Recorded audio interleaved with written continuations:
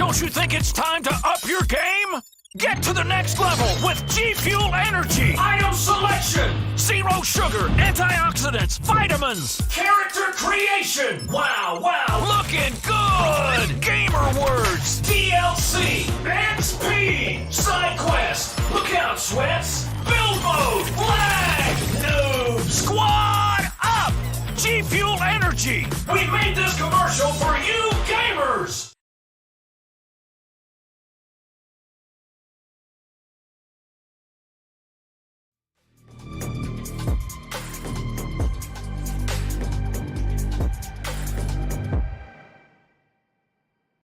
Welcome everyone to the Critical Ops Pro League Season 2, week number 4. Tensions are building. It's gonna be very competitive today because some teams have already made it, some have not, and some of those who have not have a chance to do it today. But obviously, they have to perform well. Now, for today, I'm gonna be your only host, but that should not take away from this being a great show because trust me, there are definitely some storylines that you will want to follow. Yesterday was the American stream as always. Hopefully you did tune into that. But for today, we will have two matchups, one after another, right as we usually do, and we'll see how it goes. Again, in the group stage, some teams have already advanced, but let's take a look at the stream schedule real quick. So first for today, we'll see Team Ares versus Invictus, and then King Gaming versus Molt Mafia. So yeah, two great lineups, two great matchups here. I think we definitely might have some favorites, but at the same time, if you look at the points, it's not exactly that established. Now, another thing that we do want to talk about is the Circuit Intermediate Series. So Circuit used to be the biggest tournament, but now it's kind of the second biggest. And then if you do really good in Circuit, you get a chance to make it to the Pro League. And yeah, you can sign up for Circuit. Pro League is closed entry. Pro League is only from the teams that, do good in Circuit. But to get to Circuit, you don't actually have to do much. You just have to register. Right now, the registration is open, so you can just visit the link on the screen or go to the description, go to Mobile Esports. You'll be able to find a way how to register for the upcoming Circuit. And obviously, there are some great prizes, $2,000 cash, exclusive skin, a Circuit emblem, and credits and cases. But at the same time, you also have a chance to actually make it to the Pro League, or at least try playing against the top players. Now, let's actually take a look at how the participation works in the Pro League. As I said, this is a closed tournament. This is the highest echelon tournament there is in Critical Ops, and because of that, you actually need to play very good in Circuit, to get further. But if we look at the schedule here, I mean, we're kind of going through many of these places, many of these seasons here. So as we can see, it's direct invitation. The first and second place of Circuit, the tournament that I was talking about that you have to sign up for. Well, if you sign up to the tournament and you take first or second place in Circuit, you will be automatically invited to Pro League, and two of the worst teams, 7th and 8th, will be dropped down. But if you make it third in Circuit, well, then you play versus the 6th place of the last Pro League, and whichever one wins that, either, stays in Pro League, if the team that was 6th wins, or if the third place team on Circuit wins, well, they get a chance to get to the Pro League as well. So as I said, I think this is a great format. It keeps the rotation of teams fresh, but at the same time, you actually have to play good to stay in Pro League. Now, this is again, the format of the Pro League. So right now we are in the round robin stage where teams play in a best of 2 match. So we've moved away from best of 3s for the group stage. It's just best of 2s, and teams get points. 1 point if you win a single game, and I believe 3 points if you win both games in the best of 2. So obviously you're very incentivized to actually try good and play very well in both maps to actually win it. Now, once we actually move on to the playoffs that will be held this month as well, then it actually goes to the best of 3s, and all that good stuff. I mean, you guys probably know how best of 3s work, how playoffs work. It's not that hard of a concept to grasp, but I think it's a good system. I think it really shows which are the best teams in the group stage, and then those best teams get to compete to ultimately show which one is truly the best team in Critical Ops right now. Again, here's the schedule. If you want to follow the Eurasia side of things, definitely screenshot this, write this down. As right now, again, we are in the round robin group stage, but obviously it's July 9th today, so this is going to be the last group stage Pro League stream for this season. And then after that, next week, we will have the playoffs for Americas, and then 2 weeks after this, we'll have the playoffs for Eurasia. So if you want to watch Eurasia, nothing for you next week. It's just going to be America, although I would suggest tuning into that as well. But if you are just here purely for maybe your favorite Eurasian team, or you just want to support the Eurasia region, well, it's going to be July 21st till July 23rd for you. Friday, Saturday, Sunday, a nice weekend of Critical Ops. Again, we got to talk about the prize pools as well. As we can see, there's definitely some great prizes. So we have prize pools for both the group stage, the round robin stage, and we also have prize pools for the playoffs. So for the group stage, it's only going to be cases, and that's pretty much it. But I mean, at the same time, it's a lot of cases. Like if you want to get some nice skins, this is might be one of the reasons why you want to start playing Critical Ops competitive. Because trust me, not even in Pro League, in pretty much all areas of Critical Ops tournaments, you will be able to get a lot of cases if you actually do win. But I mean, the big cash really is at the playoffs. This is why all these 8 teams in the Pro League are fighting to get there. Because in the playoffs, you get first place, you get 3,000 US dollars, the exclusive skin as well, credits, a lot of credits, and again a lot of cases, and obviously some nice cash prizes for the second, third, and fourth place as well. But I honestly think that exclusive skin, it's one of those, one of those pride items that you just get and you're just so happy that you have it, because again, it's only going to be a handful of people who actually have that exclusive skin. Now let's actually take a look at the group stage, because I think this is where all the meat and potatoes are. As again, this is going to be the last.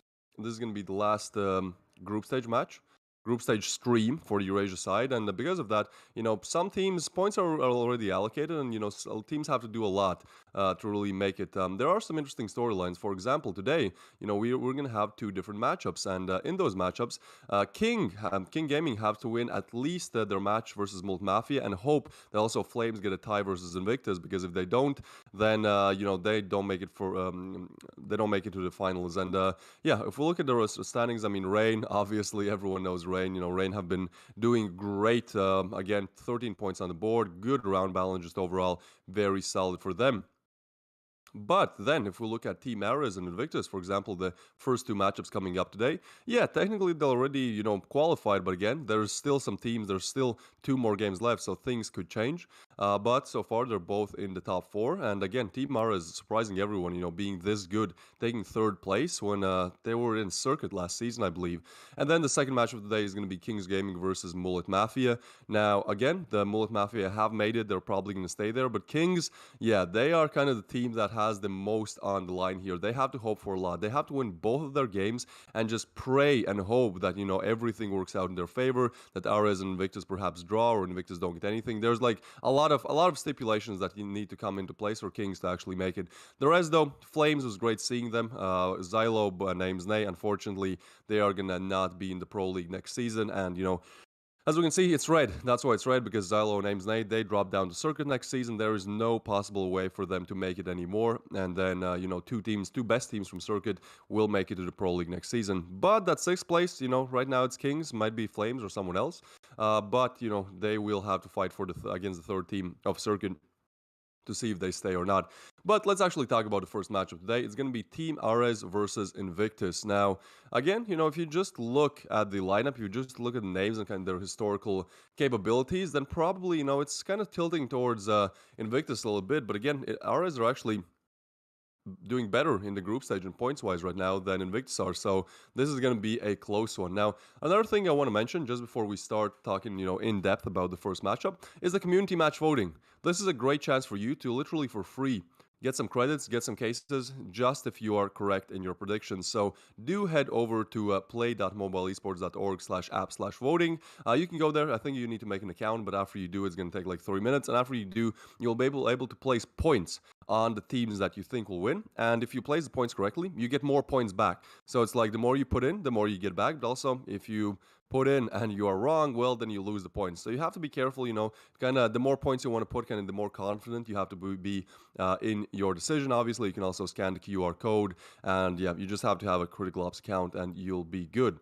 But okay, let's actually move on to the first match of today, which again is going to be Team Ares versus Invictus. And let's start with Team Ares. Now again, this is a team that probably nobody expected to make it as far as they have. I mean, if we look at their tournament history, it's nothing too spectacular. Fourth place in Circuit Intermediate, that's great, but Embers of Victory Season 3, 32nd place, right? Like, this is a new team, but they're doing so well right now. Again, third place in the group stage in the Pro League, in the biggest Critical Ops tournament, beating out currently on leaderboard teams like Invictus and teams like Molt, Mafia, teams, the Kings Gaming, teams that have been around for a lot longer. So a lot of is definitely expected from them, judging by how well they've been doing, but also, you know, a lot is on the line. So let's take a look at the roster. We have Legion. Legion is definitely a very known player in the community. We have Horus, Peach, or Peck, my bad. We have some other known names as well, but for the most part, I feel like these names aren't that established and that popular. So it's very interesting to see that they're doing that well,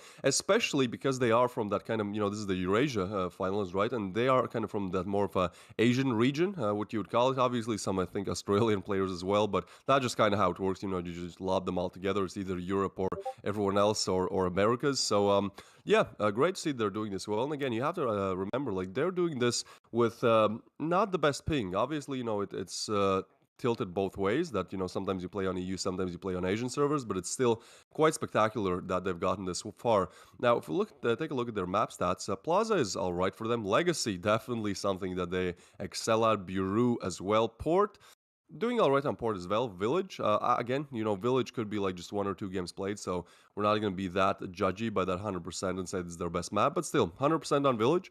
And then Canals, 50, and Castello, they have not played yet. So either way, they are doing great. Again, a very new team, so will be great to see. Will be absolutely great to see what they are able to do today, because they'll have to do a lot. If we take a look at the other side, we have a very, very known team. We have Invictus. And even though, they've been propped up all throughout the Pro League as one of the favorites, probably could even, take the whole tournament, they haven't been doing the best in the group stage, right? Like, there definitely have been some problems for them. I would say underperforming, probably also by their standards. But again, if we take a look at their tournament history, you kind of start to understand why they are propped up as one of the favorites of this matchup, as they literally have so many different achievements. Circuit Season 5, first place. Embers of Victory, first place. Second in Pro League Season 1 as well. Circuit Season 4, second as well, and total earnings up there more than 5,000. So again, Invictus coming into this matchup, definitely a team with a lot of status, a lot of credit, a lot of reputation, a household Critical Ops team name by this point. If we take a look at the roster, yeah, you're going to know pretty much everyone. We have Malik, Noxic, Deadly Dave, Mixage, Jimmy, Jeppa, and also Melody. So Deadly Dave, I do believe, is Vulgrant. I think he just changed his name. But again, this is just a lineup of greats in the Critical Ops community. Jimmy being the in-game leader, I do believe, or they might have switched it around quite recently. But either way, Jimmy is definitely someone you also have to look out for if you're on the opposite end of the game. So yeah, so far, I mean, their win rates individually also looking great. A lot of these players boasting like 75% win rates, and team-wise, win rates also look great. Now, they do have that 100% win rate on Castello, but I do believe they only beat Ames Nay on it. So, again, some of these stats are going to be like just 3 or 4 games played, so they're not that accurate. Again, the more stats you get, the bigger is the data pool, and the more accurate it is going to be. But at the same time, no maps below 50%, and most of them 60% or above. So definitely Invictus can play on all maps, but we'll see which maps exactly they are going to play on, as the map vetoes are coming up any second. And yeah, let's actually see which 2 maps we're going to see for this best of 2. So it does seem like we will start with Ares eliminating Castello. They do not want that 100% win rate against Invictus.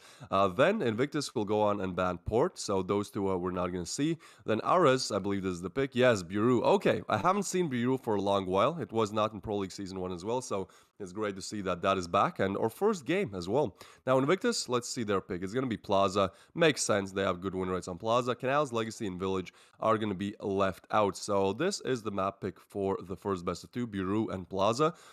Interesting for Ares to pick Bureau. I think Bureau is probably one of the harder maps to play, just because everyone is great on the map. But, we'll see what you guys actually think about this as the community votes are coming up. And even though Team Ares, they've been doing good. Again, they are on top of Invictus on the leaderboard. most people do believe Invictus are going to take this one. 24% for Ares, which actually could be quite a lot, because sometimes you see Invictus or Rain playing against someone and it's like 93% or 90% voting for, the Invictus or the Rain, the kind of heavy favorites. But again, I think Ares have done enough in the 3 weeks of the group stage to show everyone that, yes, they in fact can also compete, and they in fact can also even make it to the playoffs. So 24% for them, and then 15% for a tie, which honestly, I kind of feel like a tie could be in the cards most likely, just because I don't think Team Ares are going to go out without a fight, and especially with them picking Biru, they might have something up their sleeves. So yeah, that is going to come up, as soon as we get ready, as soon as all teams are in the lobby, we should be able to see the first game on Biru. Now, again, I don't really know much to expect from Biru. It's a very interesting map. So yeah, we'll see how it goes. Again, Bureau is one of those maps that I think has been in the Critical Ops community like since the game started, right? Like I started playing in I think 2017, 16, and Bureau is also already there. So haven't really been that many changes to the map. A bit of a cosmetic update a few years ago, but apart from that, it has remained the same, and it's definitely, in my opinion, one of the more competitive Critical Ops maps, simply because everyone plays it, everyone knows how to play Bureau. It's just a very well known and established map. So yeah. Shall be interesting to see what happens. Now, we are moving into the knife round here. So, both teams are definitely ready to, get the knife round. I think on Bureau, the knife round doesn't matter that much, as, yeah, it is a bit coalition-sided, but at the same time, picking the starting side after you win the knife round doesn't mean a whole lot. But either way, you definitely don't want to start off with a loss before the game has even started. So, it does seem like kills are going to go both ways, but actually, Team Ares, they're going to be able to win this one out. All right, great start for them. They should be able to pick the starting side. My guess would be they start on CT. Normally CT is a bit easier to play than the T side, but we'll see how it goes. Sometimes these teams do prefer to start on the harder side, just so that towards the end of the game it gets easier and easier to actually get rounds. But yeah, we shall see. Again, there's Invictus, I think, are actually pressured a bit more here, simply because, well, they have 1 point less. But also, it's like Invictus, how can they not make it to the playoffs? But it's not 100% set in stone yet. It looks great for them. But again, in the second match of today, Kings, if they win both games, they're definitely looking great. They could actually make it to the playoffs. So I think a bit more pressure is definitely on Invictus. But, ultimately, I think they're a team that has been together for so long. So they 100% have the wits and whereabouts to actually make it.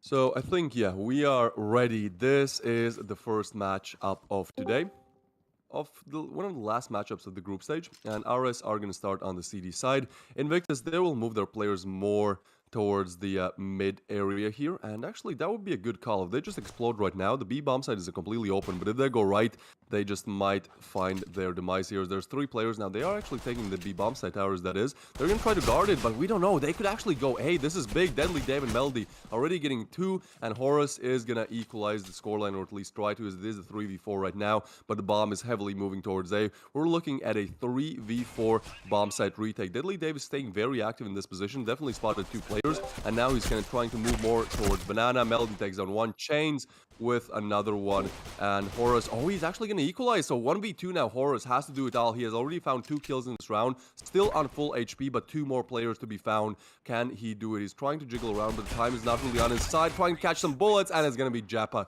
finding a headshot on Horus, and that is going to be Invictus getting the pistol round here.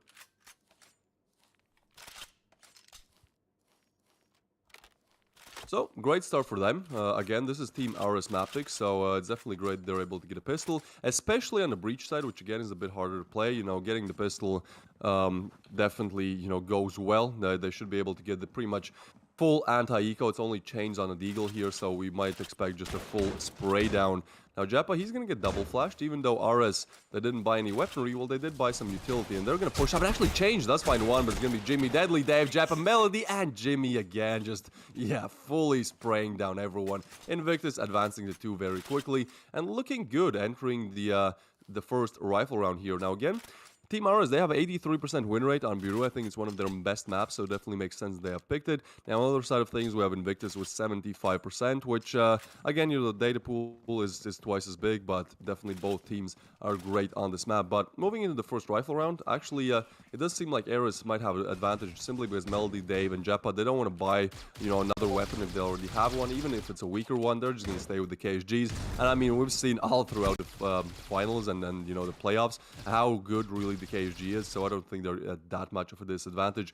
Now, somehow Invictus have just made it on the bomb side, and Jimmy gets a double. That's a free bomb plant. 2 players down. At this point, I think they just have to save, right? Like, it's only 2 players left alive. Chains and Proximity. He's fully flashed. Jeppa takes him down, takes 2 down to the KSG, and it's gonna be Dave finishing off the third. Yeah, Invictus, they're looking so solid right now. 3 rounds in a row where you wouldn't even say it's that close, right? Like, that maybe that pistol 1v2, but at the same time, Invictus, they've definitely showed up to play. They didn't do as good as people might have expected in the first 3 weeks, so definitely in the 4th week, they want to show that they are able to put everything online coming into the playoffs 2 weeks from now.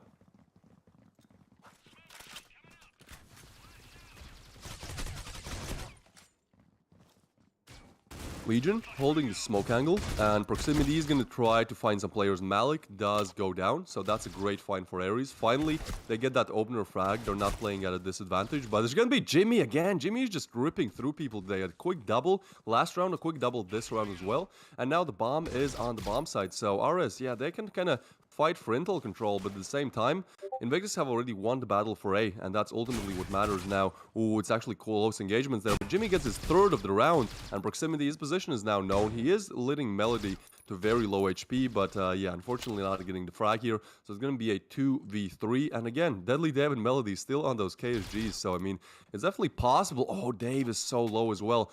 This is not a must-win round, but this is a round that Team Ares should be able to win, right? Like, both players together on Ares have more HP than 3 players on Invictus. Like, if sure, it's KSGs, at this point, like with the KSG, it's like full HP, no HP, you only need to connect 1 shot, but I think Proximity should be able to find at least 1 shot. He does, takes down Melody. Now a 2v2 situation. Sight and CT is almost clear. Now Jimmy, the legend of this round, gets his 4th one. And now it's going to be Deadly Dave versus Proximity. Dave still on that KSG. If he catched a nade, he would have went down, but he does not. And it's going to be Dave finding a nice timing there, taking down Proximity. And that's going to be Invictus on 4. Now, okay, this was a close round. But at the same time, right, like... Ares, they have to start doing something now. This is their map pick again, so, gotta get some rounds.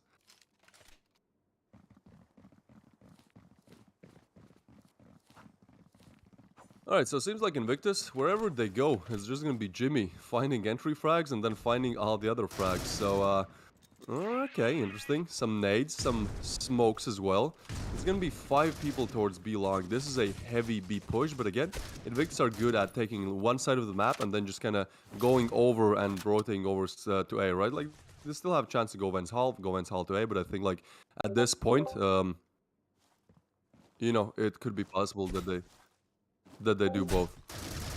Oh, Proximity, he gets a quick double. Alright. Well, refrag's coming in as well. 3v5, but at this point, it does seem like Ares, they have finally found their last round here. Yeah, looks like they definitely have. Deadly Dave and Jimmy, they're only half HP at this point. They have got to, well, do something if they absolutely can, but Change is going to go ahead and change that. Deadly Dave is going to go down, leaving it all up to the main man himself, Jimmy. He's good, but is he this good to do a 1v2? Proximity's looking better as far as a 1v1 might go, but Legion is still rocking his full HP. So let's see if Jimmy can do it. They're going to be, clumping up a little bit, kind of just waiting. There's only 30 seconds left on the clock, so he's got to make a choice whether if he was going to plant the bomb or try to go for the kills. He's inside the B site, so kind of what he should do, but maybe not. He's going to try and go for the fake, and he's got his knife out, and he gets caught by Legion. Yeah, Legion's definitely one of those more known players on Team Ares. Again, they've been doing great, but Legion, we know him. He's been playing on many different teams throughout the years, and I think if Ares want it back into this game, it might start, from Legion, because he's definitely been in these situations many, many times. And again, being 4 rounds down now, 3 rounds down, isn't half that bad. But at the same time, if it's your map pick, especially on the CT on the Coalition side, yeah, you gotta get some more rounds. You gotta get some more of those rounds. And honestly, I think if they win this round, they might be in a great position, as only Deadly Dave really has cash, so there might be an eco round call from Invictus if Ares are able to push it through for one more round. Yeah, definitely. Invictus looking really strong early on, making it look easy. But then again, Ares, they're gonna give it their best shot. And just because they're down now doesn't mean they can't work their way back up. Bureau has that lovely way of, having the strats to where, they're set in stone. It's a well-known map. They have a chance, as long as they work the strategies, they work what they need to do, hold the angles they can. It's pretty set in stone how things work. So it's totally possible. But Invictus, they're on the move. They've already got one down off of Ares. So now Horus is going to have to do 1v2 here and does not do a very good job with it. Gets taken out instantaneously with a headshot from Jeppa. He is a horrifically good player to go up against. Deadly Dave. Actually, here we go. It's changing a little bit. Legion. Each chains. Legion for another one. Melody for 2. And now down to 1v1. Melody. This KSG could be terrible. That was close. I don't know what Yeah, it happened there. was. Like he spotted Melody, but I think he wasn't sure if he wants to push. Like honestly, that was a bit of a fail on the side of Team Ares, I'd say, because there were 2 players, but they kind of engaged Melody both 1 by 1, which is definitely not good in these 1v2 situations. But either way, Melody clutches it out, takes Invictus up to 5, and I mean at this point, sure, Team Ares might be able to buy, but again, Invictus are not that far away from having a great breach side. Like right now, 5 rounds on breach is already great, and they have 6 more rounds to go on this half. So yeah, definitely Team Ares need to find their stride here. Oh, proximity, he's so aggressive pushing through, but there's just going to be Jeppa to take him down. So now it makes it even harder. Horus here.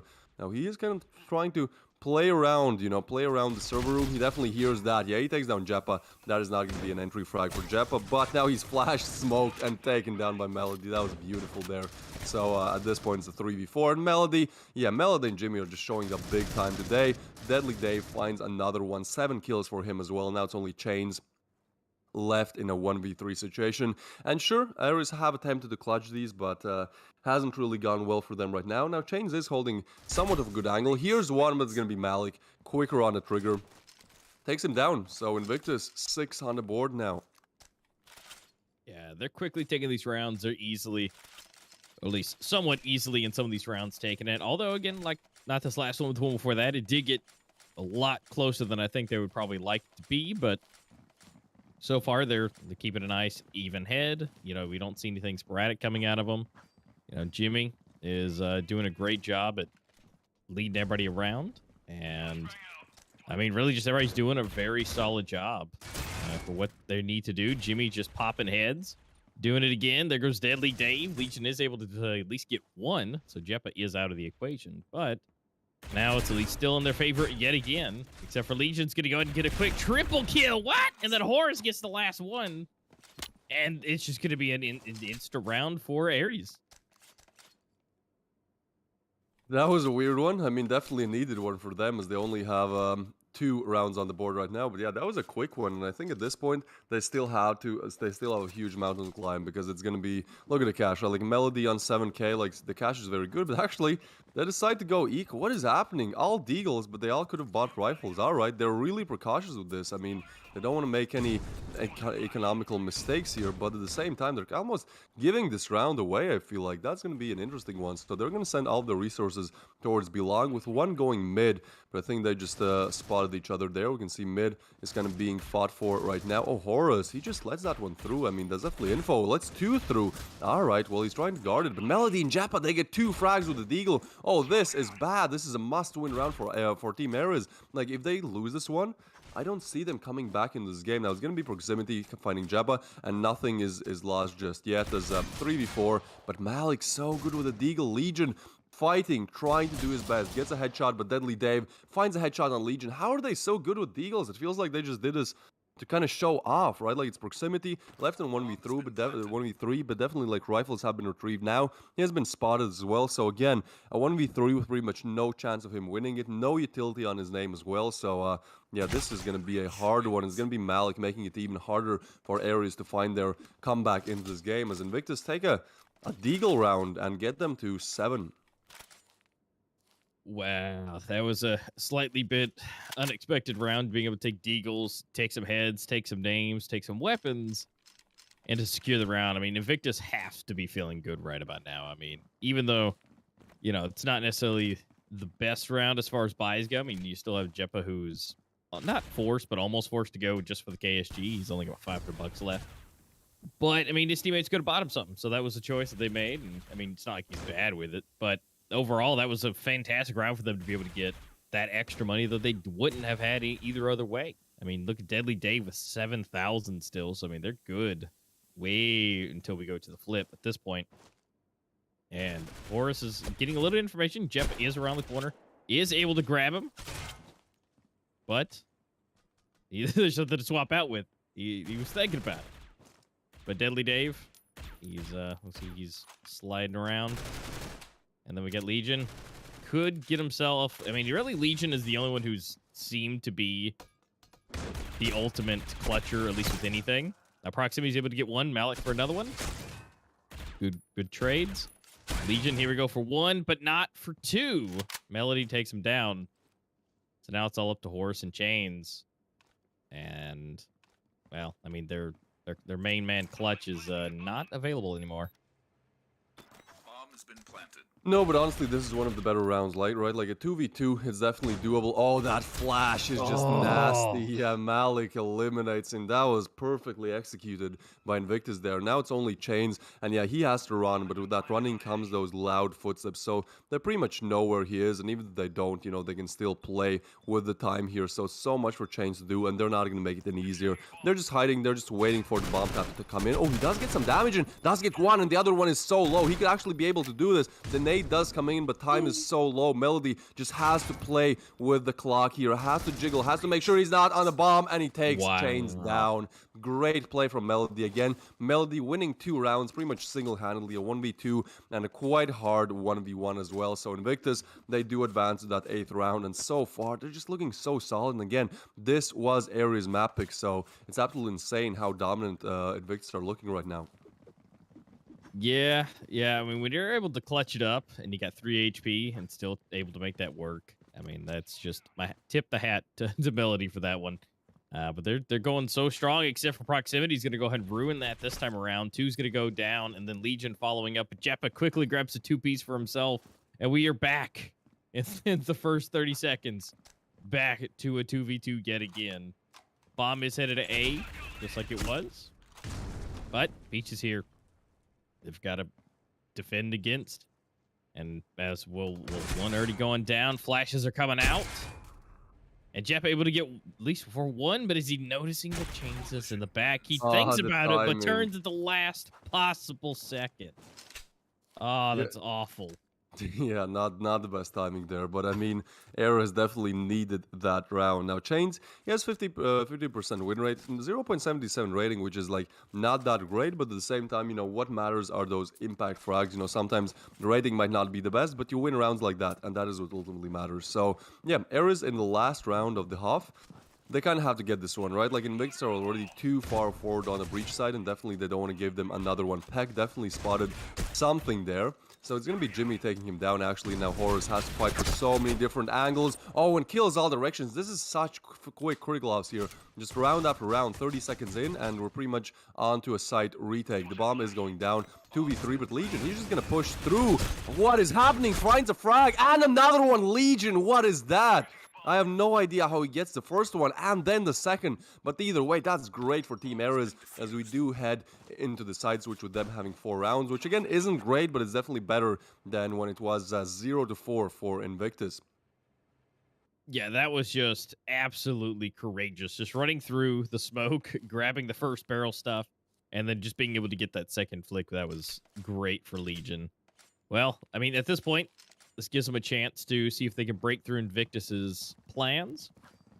This is very much so a very needed pistol round at this point. They have to take this one.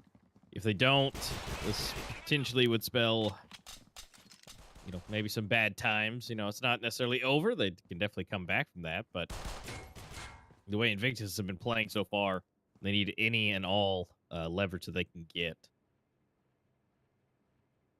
Oh, for sure. This is a pistol round to win if you're on the side of Team Ares. Like, you desperately need this one. If you lose this, you're probably looking at 4 to 10. If you win this one, you might be looking at 6 to 8, which is not bad at all. So, seems like they are going to pursue mid and B, trying to fake A, but that didn't really work out as they didn't really pull any rotations. In fact, there's going to be 4 players waiting for them on B, so at this point, I think it would be better for them to go A, but seems like they are committed. At least that's good. Now, let's see if that commitment can actually work out, as they are going to push more towards Sandwich and Horus. Oh, this is a good position. Definitely get some info. Change on proximity fighting 2, but it's going to be Malik fighting Horus. And now a 2v3 situation. Malik trying to find frags. Gets a double there. And now it's all left up to change. His position is known. He's getting overwhelmed. Sandwich from 2 different directions. And at this point, it's Invictus on the scoreboard. Getting 9 to 1. Being able to buy up now. And Ares, yeah, they're just going to go eco, which is the better call, but again, that just kind of gives the Invictus the chance to say that we got first double digits,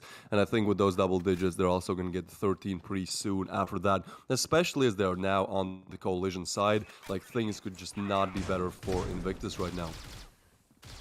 Yeah, Invictus right now in cruise control, just trying to do, what they do best, and right now that is completely obliterate everyone. Jimmy with 2, Jeppa for 2, and Jeppa actually not for the last one. Malik comes in to steal the day and gets the headshot, but Jeppa softened him up a little bit. And here we go. Yeah, just great team play right there.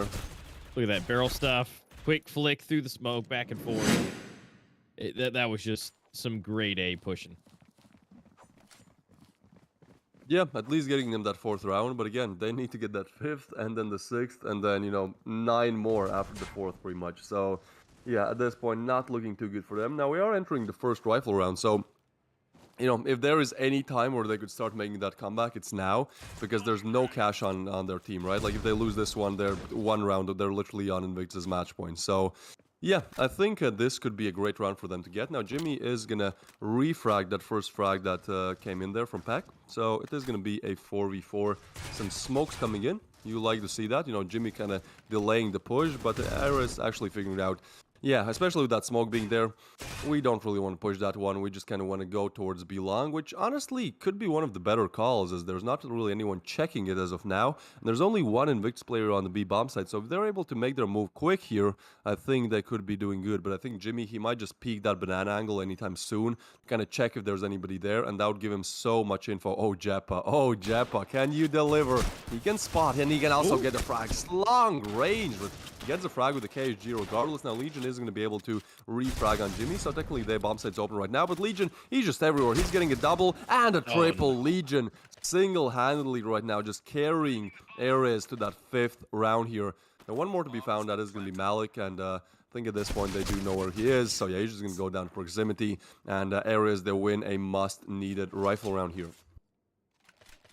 Yeah, that was good. That was great. That was actually fantastic for them. Able to get through, and yeah, well needed round. Even though Invictus getting up to double digits first, they're still holding their own. I mean, Legion at the top of 16, proximity following suit with 13, and then 8, 7, and 4 for them.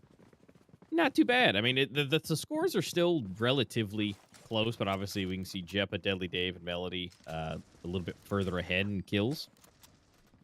So, I mean, obviously that's where those rounds are coming in from, but again, kills don't make rounds, so if they're able to potentially still secure some of these rounds without having to meet the score line, I think that'd be the best case scenario for them.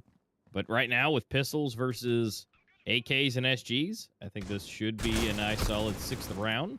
Now, granted, we never know what's going to happen, but this should be a nice round for them.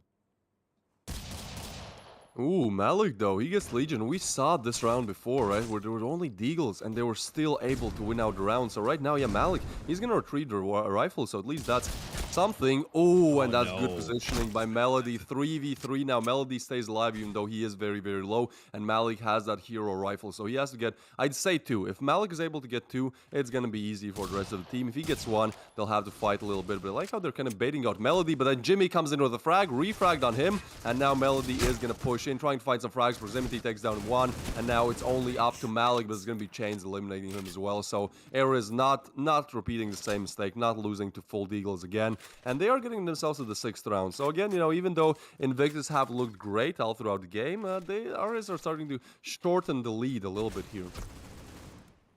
Yeah, they're able to squeeze this a little bit closer and closer. I don't know what our lovely in-game leader is telling everybody, but it must be fantastic. Keeping their spirits up, telling them that everything is possible. And so far, they're now only 4 rounds separating them. Deadly Dave actually coming out with the Eurasia, but getting quickly taken down by a legitimate frag for that refrag. And now we're quickly back down to 4-4, and I don't know if that Eurasia will be retrieved by anybody. We'll have to wait and see if that's going to come back into play. I mean, no choices have been made yet. No, I think for now, Ares, you know, they just kind of want to spot out where exactly Invictus are playing. Again, as an in-game leader especially, it's very important to know where the Coalition players are holding so that you can hear your strats, you know, so that they are better, so that you can take down the Coalition players. So I think right now they're just kind of looking to figure out how exactly Invictus are approaching these Coalition side holds. Now, they have figured out that B-Long isn't really being held. It's just Malik kind of towards Vents, but it's going to be Legion taking down Jimmy, and yeah, this is a great find by Ares. Now they're able to crush on Jeppa, and it's going to be Legion again taking him down. Legion is doing really so much here. Like, obviously, the rest of Ares' team are also doing good, but Legion, you know, that consistent player who's able to get that crucial double or even triple in a round that completely, you know, switches the outcome of the round. So at this point, again, it's going to be only Malik left alive with the rifle. Last time 1v2, not successful. This time one more player, but also one more chance. So let's see what he does with that chance. Moves in. Ooh, and he actually does get changed. That's a very hard position to clear. But again, it's going to be Legion. Yeah, he's not going to allow that one. 19 frags to his name. And getting Team Ares to the 7th round here. So the lead is shrinking quite quickly. And especially with Invictus now having pretty much no money, they'll probably have to go eco. And that'll be making it even harder for them to, you know, get to that 11. So even though they got to double digits very quickly, it was 10-4, I believe. Ares now 3 rounds in a row and showing no signs of stopping or not getting this 4th one. No, definitely not. And that lead being shrinking more and more, I mean, that is probably not the best feeling for Invictus right now. And the fact that they have to go pistols, I mean, it's still possible they could do what they've done that we've seen already and be able to take this, but it's definitely going to be harder than it sounds. Team Ares, they're not going to give this up without a fight. Melody is trying to see if he can't get one, but he is fully flashed. But Legion is going to pop the corner and do what he does best and take him down. Jeppa, on the other hand, able to pick up one weapon. Each go down. And so now we're in a 2-3, but no weapons in the hands of Jimmy. Jeppa is able to pick up one. And Jimmy actually able to get the kill on Chain, so now a 2v2 with full weapons. Legion is not going to let this happen. He's going to go and take down Jimmy, and now Jeppa being the only one here. Legion is not going to let that happen. This is halfway doable. He throws the smoke in. He has full HP. Proximity is low. Like, it's definitely possible for him to do it. The problem is the time is not really on his side, and he has to check his back as well. So it's going to be Legion pushing through, but actually going down. And now Proximity, he is so low. He has to play on time. Jeppa definitely hurt him, so he's going to tap the bomb once again. Oh, actually expecting it to be from the HQ, but it's going to be Jeppa taking him down. But I don't think there's enough time. Yeah, the bomb explodes. Jeppa does stay alive, so he's able to retrieve that rifle, but ultimately, not exactly accomplishing what Invictus set out to do. Ares, they are on round 8. But at the same time, again, you know, Invictus are only on Deagles, but it seems like even if they play with Deagles, they do surprisingly well. And I think it was Legion who got like another 3 frags in this round, so he's really just showing up. I mean, if he continues on this pace, he'll probably get to a 30 bomb in this game. So absolutely insane. You'll definitely pay attention to how he is playing. But at the same time, you know, he can't do it all alone. And in these last couple of rounds, Ares are definitely showing that they don't only have Legion, they have really a roster of good players, as you know, all of them have been able to get some frags. Jeppa here, oh, this is not a good position to be stuck in, especially if you get pushed by 2 players. You might get overwhelmed. It's going to be Deadly Dave actually taking down Proximity, and he is somewhat low, so refrag might come in any second. Yeah, Horus actually able to get that one, and then we get a Melody to change Jeppa for 2. And now it's all up to Horus. I mean, it's definitely possible, I would say. I mean, Jeppa and Deadly Dave are low, and really it's Melody, the only one he's really got to contend with. So as long as he doesn't get peaked at the exact same time, I think he should be able to do this. I mean, this is definitely a possibility. But he runs into the one person who has the full HP, that is Melody. And so unfortunately, Invictus, a long-awaited 11th round on the board for them. And now they get a chance to potentially redeem themselves. And, those extra rounds they lost was kind of, maybe they're like, hey, no, it's a fluke. We just need a 1. And hopefully, for Invictus at least, there's only 2 more rounds left for them to take where they can take a win. But Ares is not going to go down without a fight. No, definitely not, but that fight is going to be very hard. Only pistols their name. It's going to be Jimmy pushing through. What is happening? He does find 2 Peck on refrag, but Melody and Jeppa quickly eliminating any chances for Ares right now. They don't know where Horus is, so he's going to be able to get 1, but 3 more kills to be found here, and everyone is full HP on rifles. This is pretty much impossible. 1v3 again. He has the bomb, so at least if he makes it to either one of the bomb sites, he should be able to do that. But right now, he's just covered from both sides. Like if he tries to go back to Intel, somebody's watching that, and if he does push A, well, he might get to lab, but as soon as he does, there's definitely some help coming into the back here. So he actually does get Deadly Dave, and I think he knows that somebody is on his back. He's just going to go for B. That is crazy, Horus. That is such a smart play. He is on 3 HP, but he's definitely going to be able to at least get the bomb plant down, get the cash up. That is good already, and I think, yeah, he's planting it for B long. He's probably going to try to play on time as much as possible. Or not. He's playing this so aggressive. They might not expect him so close, but Melody, you don't have to expect him. You just have to get 1 bullet in as he was on 3 HP, and that's exactly what Melody does. Gets the frag and gets Invictus up to 12. So at this point, Invictus on match point. Ares have to play flawlessly for 5 rounds in a row now. Yeah, that's going to be a little bit of a tall order for them to do, but, well, I mean, they were able to do 4 rounds in a row. I mean, maybe 5 is not out of the question.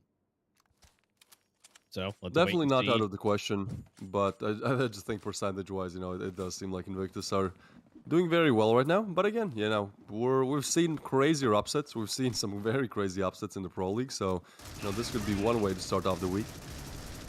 Absolutely, and so we'll be able to wait. Everybody's bought up. They have everything that they could possibly need, and so now all they have to do is execute it, which I know is the fun part that we all know and love. Is trying to execute your plans. And now Horus is trying to make his little bit of information, trying to get it. Jimmy is close. And it looks like A, maybe where they want to go. Everybody's rotating in. All they got to do is continue with Jimmy. Which I say it's only Jimmy. But, Jimmy's no slouch. So, I mean, he might be able to get 1, maybe 2. And then they could be able to rotate in. They might have to deal with Jeppa, but that may not have been the choice.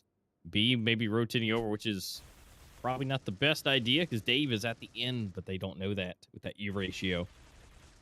Well, they'll just have to wait and see what is possible. Yeah, I think at this point, Ares are kind of asking the same question, what exactly is possible? Because they don't know, they don't know where exactly Invictus players are. Invictus like to switch up their collision side setups a lot, and that's exactly what they've done in this round as well. But either way, it's going to be a 4v4 or make it 3v4, as actually Jeppa gets the refrag on Horus, and Malik gets another one. Oh, this is not the greatest. Now, the flash does come in. So Malik is just going to be fully flash rotated back over towards B. And there's 2 players on B, so I think at this point, yeah, it's going to be hard. Malik finds proximity as well. And Melody with another one, all left up to Peck. Not having the best game, but he is going to get 1. 2 more players to be found. This would be a great way to get back into the game. He does hear Melody, but Jeppa is pushing in as well. And Peck actually gets it. What? That's crazy. Okay, Melody. Yeah, but there's no time. We didn't pay attention to the time, but definitely Invictus did. So it is going to be Invictus on 13. Beating out Team Ares. Now, they did have their chances. Team Ares definitely. Legion 22 frags as well, equaling the top fragger on the side of Invictus. So he was definitely like that star boy who was performing very well. But unfortunately, one man doesn't make a team. And that's going to be Invictus getting the first map, which actually was Team Ares map pick. So from now on out, Ares, they have to play at quite a disadvantage, right? Like next we're going Plaza, and Plaza was picked by Invictus.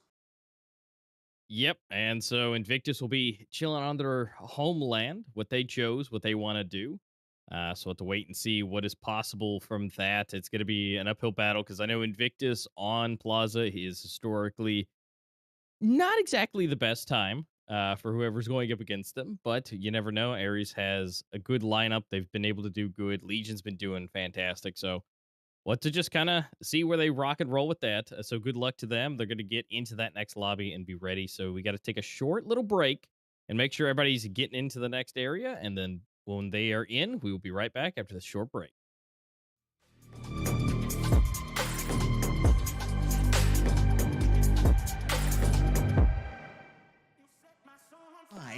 KSG being pulled up by Shadow. Fallen Knight opting to hop back on that Eurasia. Try to go ahead and give Fair a little taste of sniper action here. And the rest of those players are going to be on the AUGs. Burning out here, 3 on B, 2 over here on A, and that bomb is working its way up towards the B side right now. Novacaine's the first to strike. He's already doubled it up. That sniper is down. Recurse got to be careful. He's caught in Cafe, but Novacaine now knows where they're at. He responds with some shots of it. Let him know, don't push. I'm here waiting for you. I will slap you down. He's got the fly swatter in his hand. A duel coming up. He's about to get his brains blasted if he's not careful. Fall Knight finds Sadak, but no, the fly strikes back and goes ahead and infects him. GTA got Novacaine, and Fallen Knight somehow with the phenomenal angle there goes for the 2K, and he defends the bomb site. Molt Mafia is back up by 3. Might want to stick to the A side as well. A lot of decisions to be made. It all comes down to timing here at this point. With Mafia's opportunity to stick together, and Abdul, they could eventually still go for this bomb plant. Here's them walking on long. Should know that when they're 2 versus 1, they should stay together, but I think he's going to move out a little bit too far, leaving him with no time anymore. No, he's going to go back to A. This is a free site to plant. Is he gonna do any weird shenanigans? He's faking it for now. Here steps through middle. Here's the jumpings. Now I shouldn't plant anymore. He's gonna hear them. He's gonna know. A duel fight one more. Breaks the armor. Finds the kill. Plants it now behind the box. So Alpha isn't gonna be able to strike him down just yet. Has the step been made? He jump spot to find it. A duel could do it. Pre-fires around, but Alpha is the one to save the deal. The new player Really does. He's super excited about it. GTA might get to meet the KSG if he's not careful. Fallen Knight, though, doesn't have a Scar to work with, but he's got the SG. We know he's deadly with it. Oh man, Shadow introduces to us. Hey, what's up, man? Meet my friend. Tries to go again, but Star rejects that handshake from the KSG and drops it down the ground. Novacaine quick with the refrag, and it's trades going back and forth here on top of the B site. The bomb has been planted. Fallen Knight coming around almost prevents the plant. It's out to Fair. It is 2 versus 1. Interesting decision for him to leave site, pop the reload. He knows they probably won't go for the defuse. Oh, that was a flick. He knows where he's at. Valley misses, and Fair gets the 2K. It's a match point here. Just misses his crosshair placement, and Fair takes full advantage of it. Yeah, I think he hurt Alpha there in the corner as well, so it is a very good decision for him to peek them one by one, right? Because that's the way he's gonna win. And on the other hand, the fact that Mullet Mafia gives him the opportunity to go for one-on-ones is a mistake he would not rather want to make, so... But for both sides, there's one thing to say. The Flames were the ones to take that round, nevertheless, now trying to take yet another. But Valley tries to stop it. A double for him. Fair trades him out. Fallen Knight arrived on the site, not with the Eurasia, but with the SG. Still good for 1, but then gets dropped by the KSG. Abdul meets him once more to find a double. There's still a chance. Now in a hard position as he's going to wrap around. Might be pushing out with his knife. Not going to be checking the right side, is he? Abdul. No way. He's played the time perfectly. He's played the angles.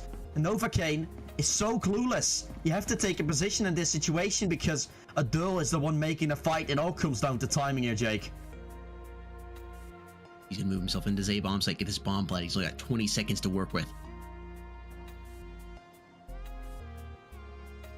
Novacaine's just waiting for that. Oh, he's not gonna plant yet. He's got to now. Focus out. Novacaine knows where that. At this point, you just need to position yourself in the back and wait for him to pop out. He sees a duel, he's getting away his position, and he lands the shots on him, and he's going to be able to keep his team in this. Novacaine with only 14 HP left to his name. Number 1 versus number 2 of last season. Let's get it going. Let's get a nice match underway because a lot of people are joined in to see Rain for taking on Invictus because this might be the grand finals for a second time in a row if you're not careful enough. Really just feeling each other out here, working the clock as much as they can. Xera and Jepa. Trades coming in. Lions gonna finish off Jepa before he can do more damage to his team. It's Mixage and Malik now. In this 2 versus 2. Bomb has been planted. How do you retake this with a sniper rifle and a pistol? Yeah, Oh, he's got the SG now. At least something to work with. Jake, I'm still not feeling that this is going to be an actual retake because look at the position from my line or look at the position from Vibes, I should say. Okay, still falling down. Information known. a one-on-one still. It could be possible. Mylan is going to swing. He's catching him. Back on the server. Back on the... They're good to go. Or Malik. Yeah. AFK. Tactical pause only for a short time, right? So that's definitely something we're gonna have to work with now. And Invictus, this is only making things worse.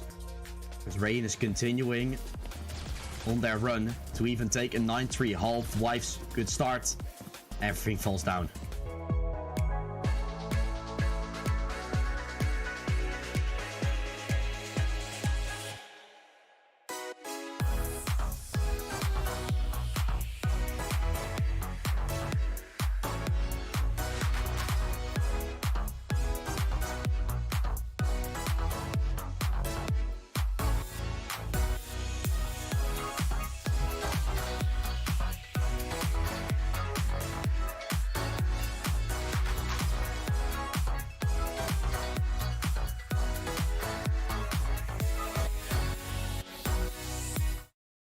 Hey, don't you think it's time to up your game? Get to the next level with G Fuel Energy. Item selection, zero sugar, antioxidants, vitamins, character creation. Wow, looking good. Gamer words, DLC, XP, side quest. Look out, sweats. Build mode, flag, noob, squad up. G Fuel Energy. We made this commercial for you gamers.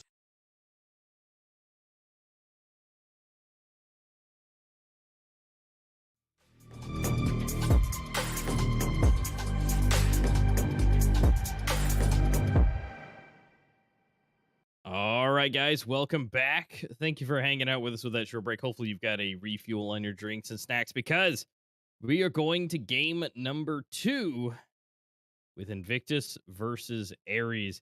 We just got done seeing a glorious match of Bureau. It was a 13-8. Ares was actually able to come back quite nicely from a big deficit. I mean, that was 6 rounds separating them, and they were able to make it at least up to 8. But unfortunately, all things must come to an end, and the reign of terror of Invictus came back after they'd hit double digits.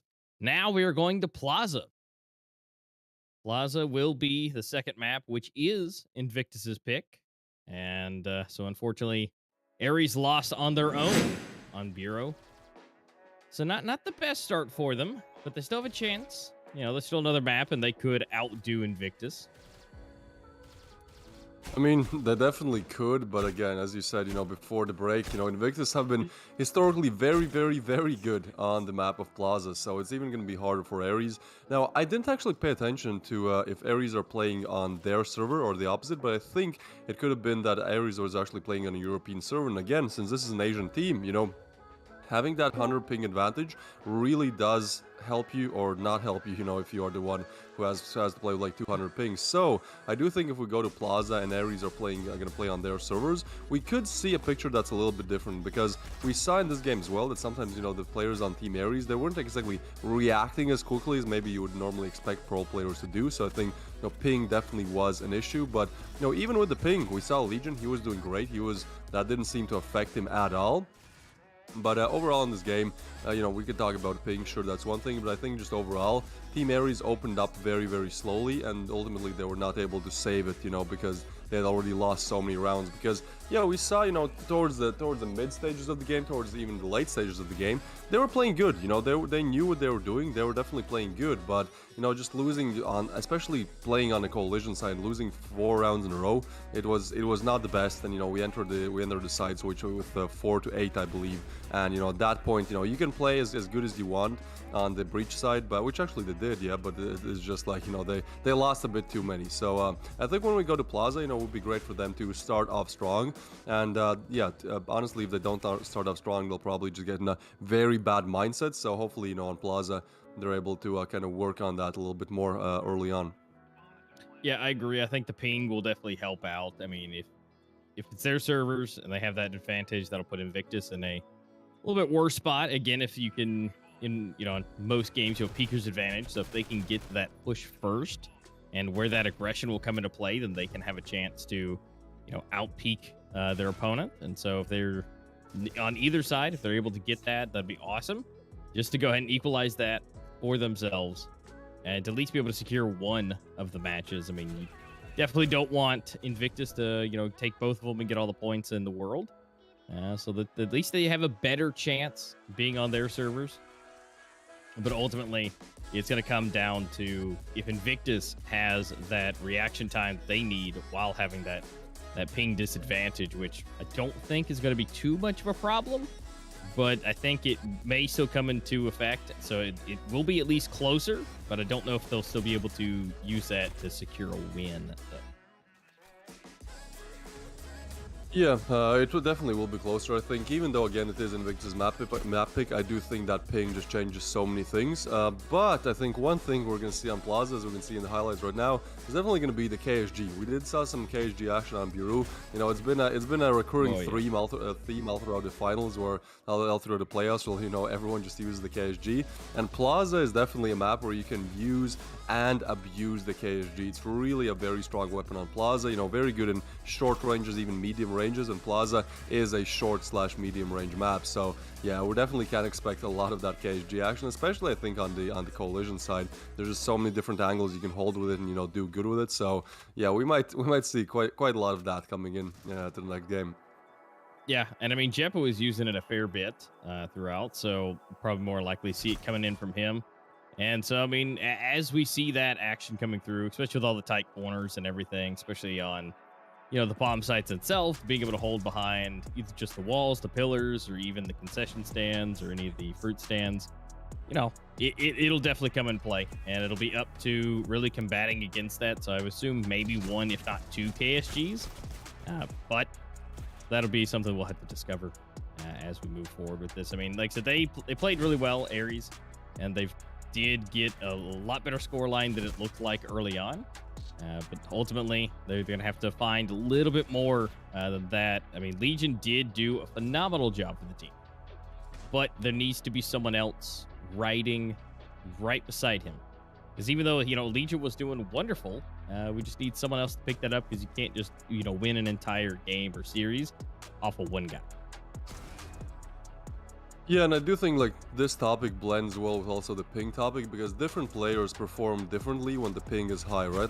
For example, me, whenever I had to play on high ping servers, I would get 2 kills, man. I was just not able to perform at all. But at the same time, we have players like Legion who are just pretty much doing the same, high ping or not. So I think coming into Plaza, where actually the side of Ares will have good ping, they might have the advantage simply because the players who maybe didn't perform that well on Bureau, one of the bigger reasons could be the ping. Well, now the ping won't be a problem anymore. So yeah, honestly, I wouldn't say that it's all over just yet. Again, we have to remember that Ares are currently higher on the leaderboard than Invictus are. Yes, I know it sounds crazy, but they are 3rd and Invictus are 4th. So it doesn't mean that Invictus are just gonna steamroll over them. Yeah, let's actually take a look at the leaderboard here. So right now, this is how it looks like. Well, obviously, now that Invictus have won, they're kind of sharing that 3rd/4th spot. Actually, Ares are 4th because the round balance is better for Invictus.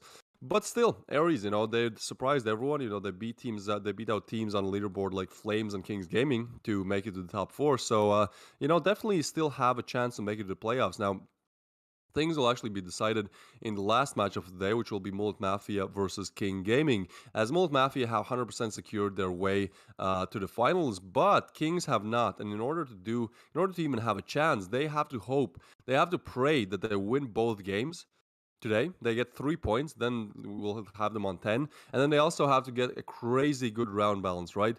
So yeah, a lot on the line for Kings today. Nothing exactly on the line for Molt Mafia, and then Invictus and then Team Ares. Well, if Kings make it, if Kings win both games, then one of these teams will make it. But I think that's a very off chance that Kings actually make it, and then Ares and Invictus have pretty much advanced already. But you guys, you can predict who's gonna advance. You can predict who's gonna win. And the way how you do that is you head over to play.mobileesports.org, that app, that circuit intermediate to sign up for the circuit. This is not the stinger I thought it would be. All right, I thought this was going to be the voting, but no. We're going to talk about circuits. So yeah, these are the circuit intermediate series. If you're wondering, watching the stream, you're wondering, hey, how can I actually play in the pro league? Well, you can't exactly get into the pro league immediately. You need to play circuit first. Circuit is pretty much the same format as pro league. It's simply like one tier lower in terms of the tournaments. But if you do good in circuit, if you get first or second place, you advance to the pro league, and two worst teams on the pro league get dropped. And then also, if you get third on circuit, you will be able to, fight against the sixth team on Pro League to see if that team remains or if you go there. But again, everything starts with circuit, and so sign up if you actually want to partake in these competitive tournaments as well. Now, let's move on to the community match voting. This is what I originally wanted to talk about. So, if you head over to play.mobileesports.org/app/voting or just scan the QR code, you will be brought to a website page where you can make an account. That takes like 3 minutes, and all you really need is a Critical Ops account to get you started. And then from there, you can vote, on who is going to win what. So it's a great opportunity for you to get some free, again, this is completely free, to get some free credits, some free cases, if one condition is met, and that is that you are actually correct in your predictions. So yeah, the prize pool, I mean, again, 18,000 credits, 145 cases. So there's definitely plenty for everyone, but you just have to make sure that you're correct in your guesses, or at least in most of them. You'll be given points, and then based off those points, if you're correct, you get back more points. If you are incorrect, well, those points that you can put as your vote are taken away. Yep. So there are some goodies up for grabs. So go ahead and make sure you guys have registered and casted your votes, because we're going to be rocking it into game number 2 here very soon. And and again, if you haven't done it yet, if you have in the past, or if you have some friends, sign up for Circuit. We'll be happy to have you. We'll be casting over you guys and having a good time. This is where you guys can make a name for yourself and to work your way into Pro League and eventually into Worlds. I mean, there's a couple steps to go, absolutely, but Circuit is where you want to start. If you haven't done that yet, feel free. But ultimately, right now, today, we are on game number 2, Ares versus Invictus. I mean, as we've talked, this could be a little bit more of an uphill battle. Ping will definitely come into play here. And we'll just have to wait and see if Ares can capitalize on this and secure it. If Invictus wins this, obviously it's going to be a little bit more difficult for Kings to be able to, kind of secure that position a little bit. Honestly, if Invictus loses this, it'll be a lot harder for them. But we'll have to wait and see what's possible with that. Plaza itself, again, like I said, Invictus historically has done wonderful on. So we'll see if those strategies prevail, or if the ping and skill can be able to prevail against it. I mean, it's going to be a bit of a fight for them, but I think they have a chance, at least. Yeah, definitely have a chance. Again, if we talk about like just the leaderboard, I think at this point, Invictus and Team Ares are both on 10 points, right? Like if in the next matchup King Gaming win both, they're also on 10 points. So technically, we could have 3 teams that are on 10 points. So this match is kind of just 100% secure that you actually make it, because if you win this game, either one of these teams, whoever wins this next Plaza matchup, will have 11. So that's kind of one of the reasons why you would want to win this. But again, in order for Kings to actually make it, they have to win both games, and then they also have to have good round balance, because let's say, okay, so Invictus right now are on 10, Ares on 10 as well, right? Because Invictus won the last game. So at this point, I think even if Invictus loses and Kings Gaming win both games, Invictus are simply going to have a better round balance, right? So at that point, Invictus would make it, and Kings Gaming would be 5th.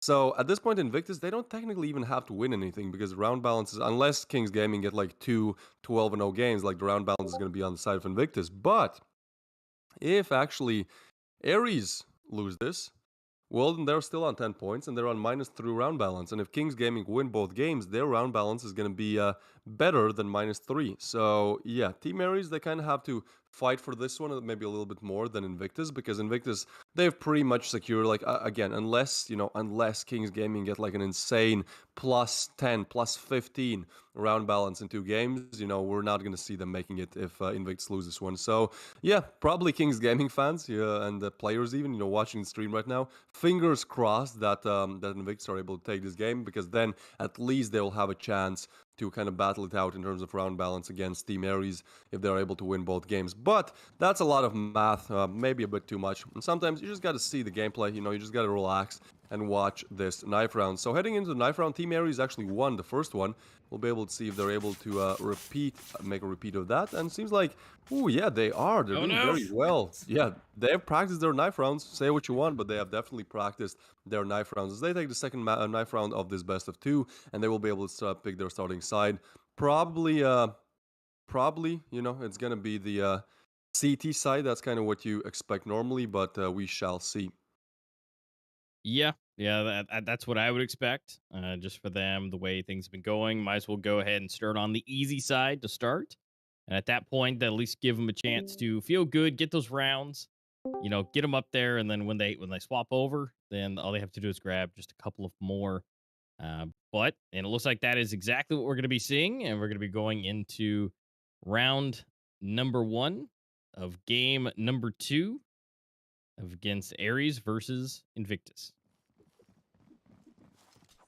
It is underway. In Ares, they are going to take the easier side first. So starting on the coalition side, definitely a bit easier one to play on.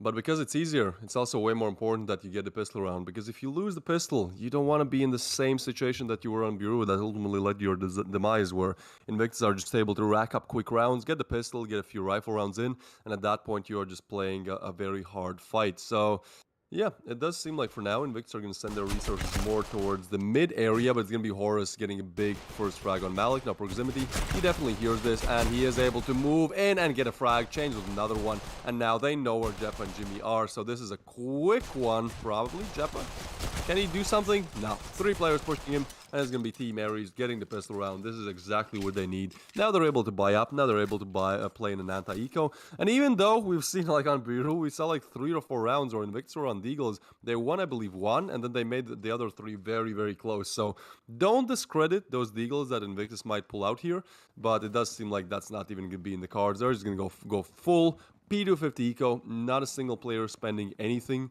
And you know, we're almost like looking at round number 3 at this point, right? Yeah, pretty much. This should be an easy run. You know, we don't have any Deagles, so there shouldn't be any crazy shenanigans going on. And we're already seeing 2 go down, so it's only 3 remaining. And technically, here comes Legion and Chains for 2. So yeah, this should be rocketed quickly into 3. Now we're going to see everybody fully buy up. And this will be Invictus's first real chance to start to secure these rounds. But if we could check out the scoreboard real quick. I just want to see how the pings are looking. Just to see. Yeah, that's definitely going to be a little bit better for Ares right now. Yeah, so that's going to be a little bit of an uphill battle for Invictus, and that might be the advantage, because I'll be honest with you, I didn't expect the pings to be that bad. But I mean, the fact that it's not necessarily the best for Ares either, but it is better.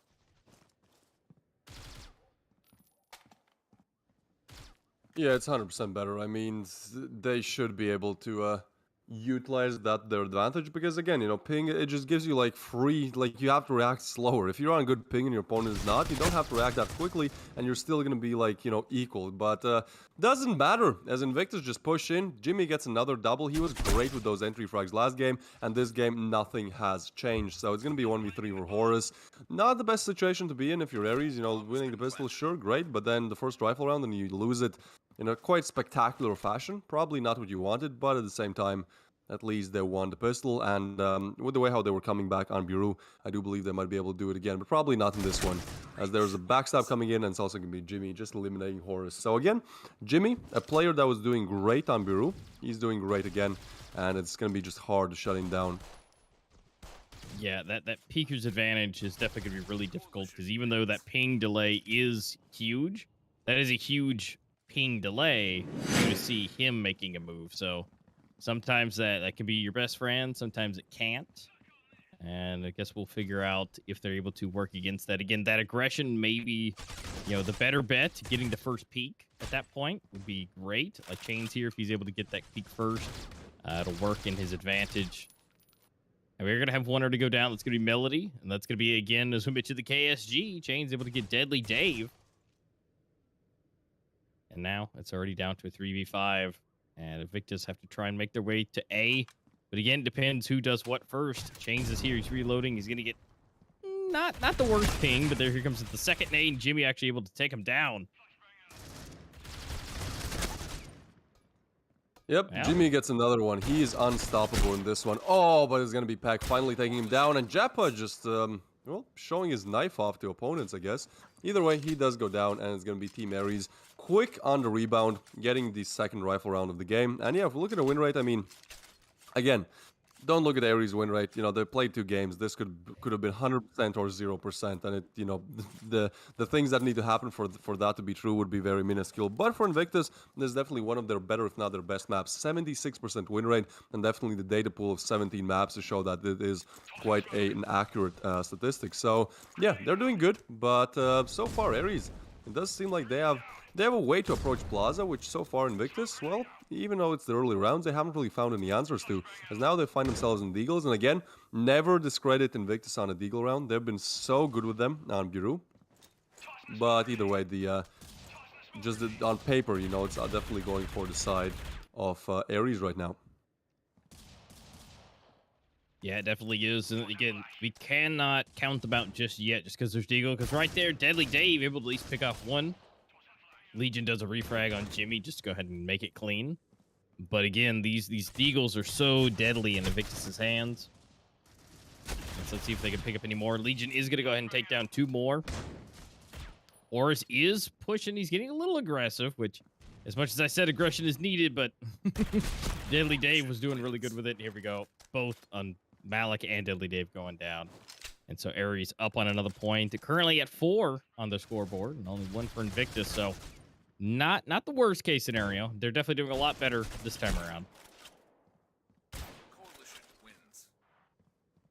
Oh, for sure, man. Like, they're doing great. Like, 4 rounds up against Invictus on one of their best maps. Like, what more could you ask for? Again, yeah, they are starting on a collision side, and we've seen teams break down when they actually switch to that breach. But so far, the Ares are not really giving any signs of weakness here. As proximity, he's holding this nice angle here. On top of the smoke, definitely can spot a lot of info, but nothing really to be spotted, as Invictus are taking a very slow approach to this round. They're slowly establishing control over street, perhaps waiting for Ares. I'm still... Okay, Emma, how do you pronounce his name? I just say Ares, but it's such a Ares, Ares?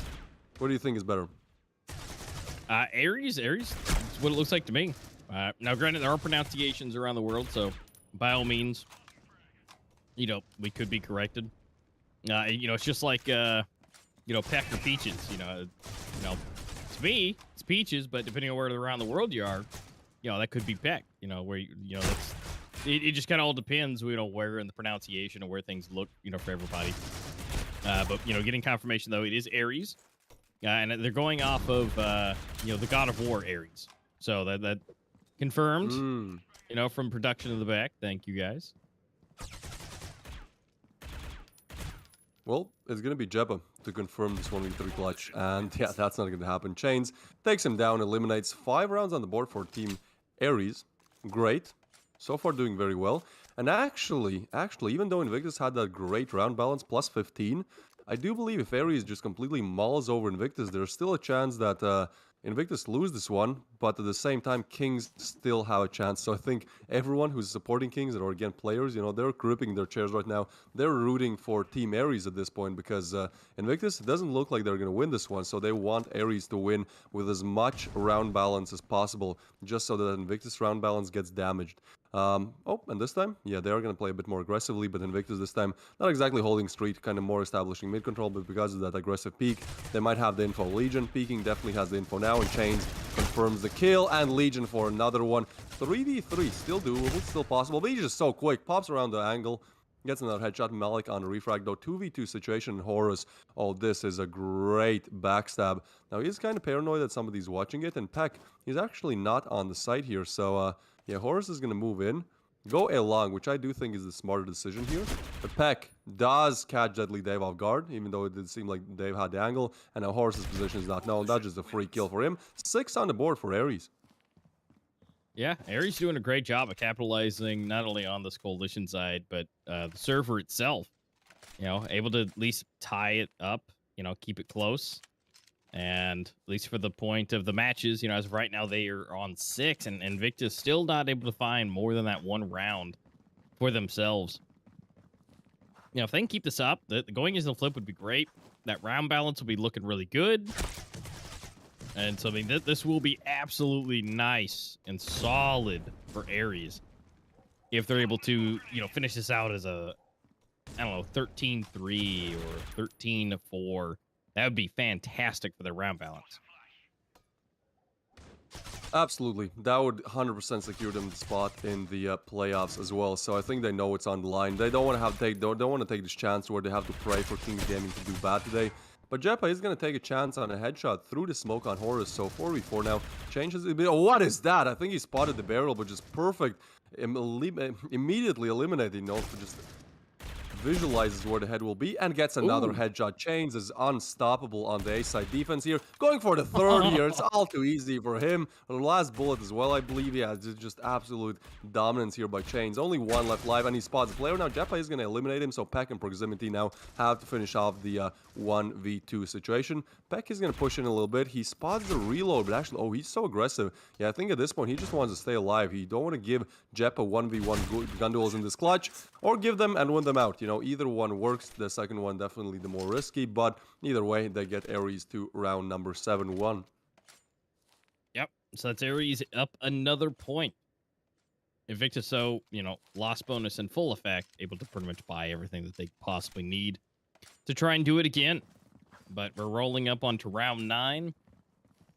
We're only a few rounds away from rotating into the flips. I mean, honestly, if Ares can get one more of these, they'll be at the exact same spot as they were on Bureau when it comes to the flip, doing exactly the same as Invictus. So anything above one more round would be great for them.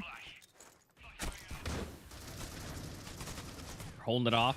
Chains might be able to get some extra action again. I mean, he did it 3, but not 4 times. Jepa is getting pinged down quite a bit, down to basically 1 HP. Now the rotation looks like is going to come in. They do not want to push A again, but they kind of are. I mean, Legion and Malik doing a trade. Malik for another one. This might be that this second Invictus round. Finally getting into this. Horus able to pick off 1, but he's getting too aggressive. Jepa is actually there to still refrag him with his 1 HP that he's sitting with. It's now back to Proximity and Peck, or Peaches, whichever one. Just chilling. 1 on either side.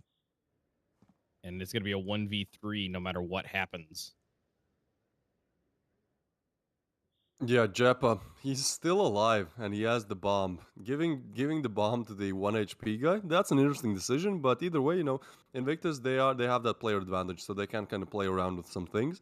Now, Pac, he is the only one guarding this B bomb side, as you said, a 1v3 underway, and Malik is going to eliminate him, so we're probably looking at Invictus on their second round. That smoke comes in as well. Going to take a long while for it to distinguish. And, I mean, yeah, pushing through the smoke probably not the best decision. Dave here just spamming through it to make sure. But actually, he reveals his location, I think. So Peck might get a chance here, at least to clear house.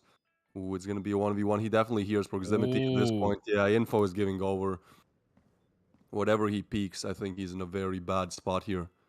He does decide to go back to house. I mean, with not exactly the most clock left, the most time left, not the clock. The clock is always there, but the time is not. And yeah, with that, Proximity might just save it. I mean, 2 kills to his name in this game. He doesn't want to go for it, and it totally makes sense. Even though the cash is there, for other players it's not. For Legion, it's only $400 to his name, so probably this saw getting dropped over another weapon bot, and that's going to be Invictus on 2. Yep, so Invictus getting their second well-needed round for them to stay in this.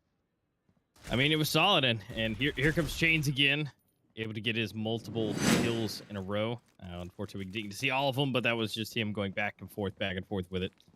But Invictus, now they're able to buy up fully -1 grenade on Malik. So now they're able to go to do their best yet again. Which, I mean, they were able to really slowly but surely work their way up. I mean, again, they don't want to get those Peaches advantages towards Ares, so they don't want to be doing that, but fully bought up with everything. And most of the equipment has already been thrown and used for Ares. They used that right off of the bat. So now they don't have a whole lot to work with. Invictus has everything to work with. There we go. Jimmy already taking down Legion. You know, arguably your best player for Ares right now. So this could be another round for them. I mean, if they can clump up and make their way through, this could be really nice and solid. I mean, Horus does have a grenade, could soften him up. What? That just all depends if he can. I mean, he does get one Melody for a trade, but it's not looking too good already. No, this time there are going to be 2 players on the B bomb side, but actually they eliminate change, and with that, they might open up the bomb side. It is completely clear right now, and I think Ares, they have to decide. Yeah, they want to stay B, they still think it's going to be B, but Invictus very good on rotations here, so they're going to find an empty bomb side, and probably a free round here as Jeppa is holding this angle as well. Pretty hard to clear. Yeah, he's going to take one down, and find a second one as well. Nice play there by Jeppa. Gets up to 7 frags and gets Invictus up to 3. So even though Ares were 7-1 up, at this point they get 2 more rounds and we're looking at a very good, you know, a decent side, decent half from both teams. So at this point Ares, they have to, you know, start accelerating a little bit, get those final last 2 rounds just to make sure that they have that advantage, because if they don't, you know, heading into the breach side is definitely the harder one to play on canals, on Plaza. Yeah, and I mean, at this point, they really need it to even just, you know, tie like it was last time with Invictus' scoreline. I mean, it's as of right now, they could potentially be, you know, 7-5 instead of an 8-4. But right now, they're just getting obliterated. Jeppa getting a 2-piece for himself with a grenade and just absolutely obliterating everyone. Only Jimmy went down. And so now it's again up to Horus. As you can see, he was swinging a sword out of disbelief. But he's going to see what he can do, but that's not going to be a whole lot. Malik takes him out. And now we're at that 7-4 split. Last round, everything's going to be bought up. Ares have to take this one if they want to have the best case scenario. And here's Jeppa getting 1, then 2 for that second to last round. And so now, doing it all over again. Legion saying, all right, we got this. You can see the confidence. And the bomb being in a better position. Proximity actually going up for a lot of aggression here. Getting 2. Melody takes him down, though. Malik is actually on point here on Plaza. And able to at least get 2. And then Legion for himself, too. Actually, Legion again. Clutching it out for the last round. Yeah, he's so deadly on that angle. We saw it time and time again. You know, he just peeks the angle, pops some heads, gets back into cover. Great angle to hold if you know how to play around it. But with that being said, we are heading into the second half of things here, and it's going to be Invictus. Now on the Coalition side, the easier side to play on. Ares, if they want to win this one, if they want to 100% secure a chance at the playoffs, they have to get 5 more rounds over the line. And what better way to start than to get a pistol, then probably win the anti-eco. Like, that would be perfect for them. But I don't think they're going to make it easy. I don't think Invictus are going to make it easy for Team Ares. Now, B bomb side is actually completely open, so this is great for Team Ares. Just like strat-wise, they can go B. Malik is going to eliminate Legion, but with that, so much info comes in, and I think Ares are just going to fully commit. Deadly Dave, he does spot 1, but he might get overwhelmed. There are some battles coming in, but Dave actually wins it out, so 3v5 coming in now. Oh, Peck, that's a crucial frag to be found, and gets another. That is great coming from Peck. Malik does eliminate him finally. Now a 1v3, all left up to proximity, but not for long, as Malik comes in with the final headshot. That's going to be Invictus getting the defuse as well. Yeah, that was a good attempt. Great, you know, second pistol. But unfortunately, Invictus was ready for that a little bit more. You know, Peck able to get 2-piece for himself, which is great, but nobody else was able to secure anything.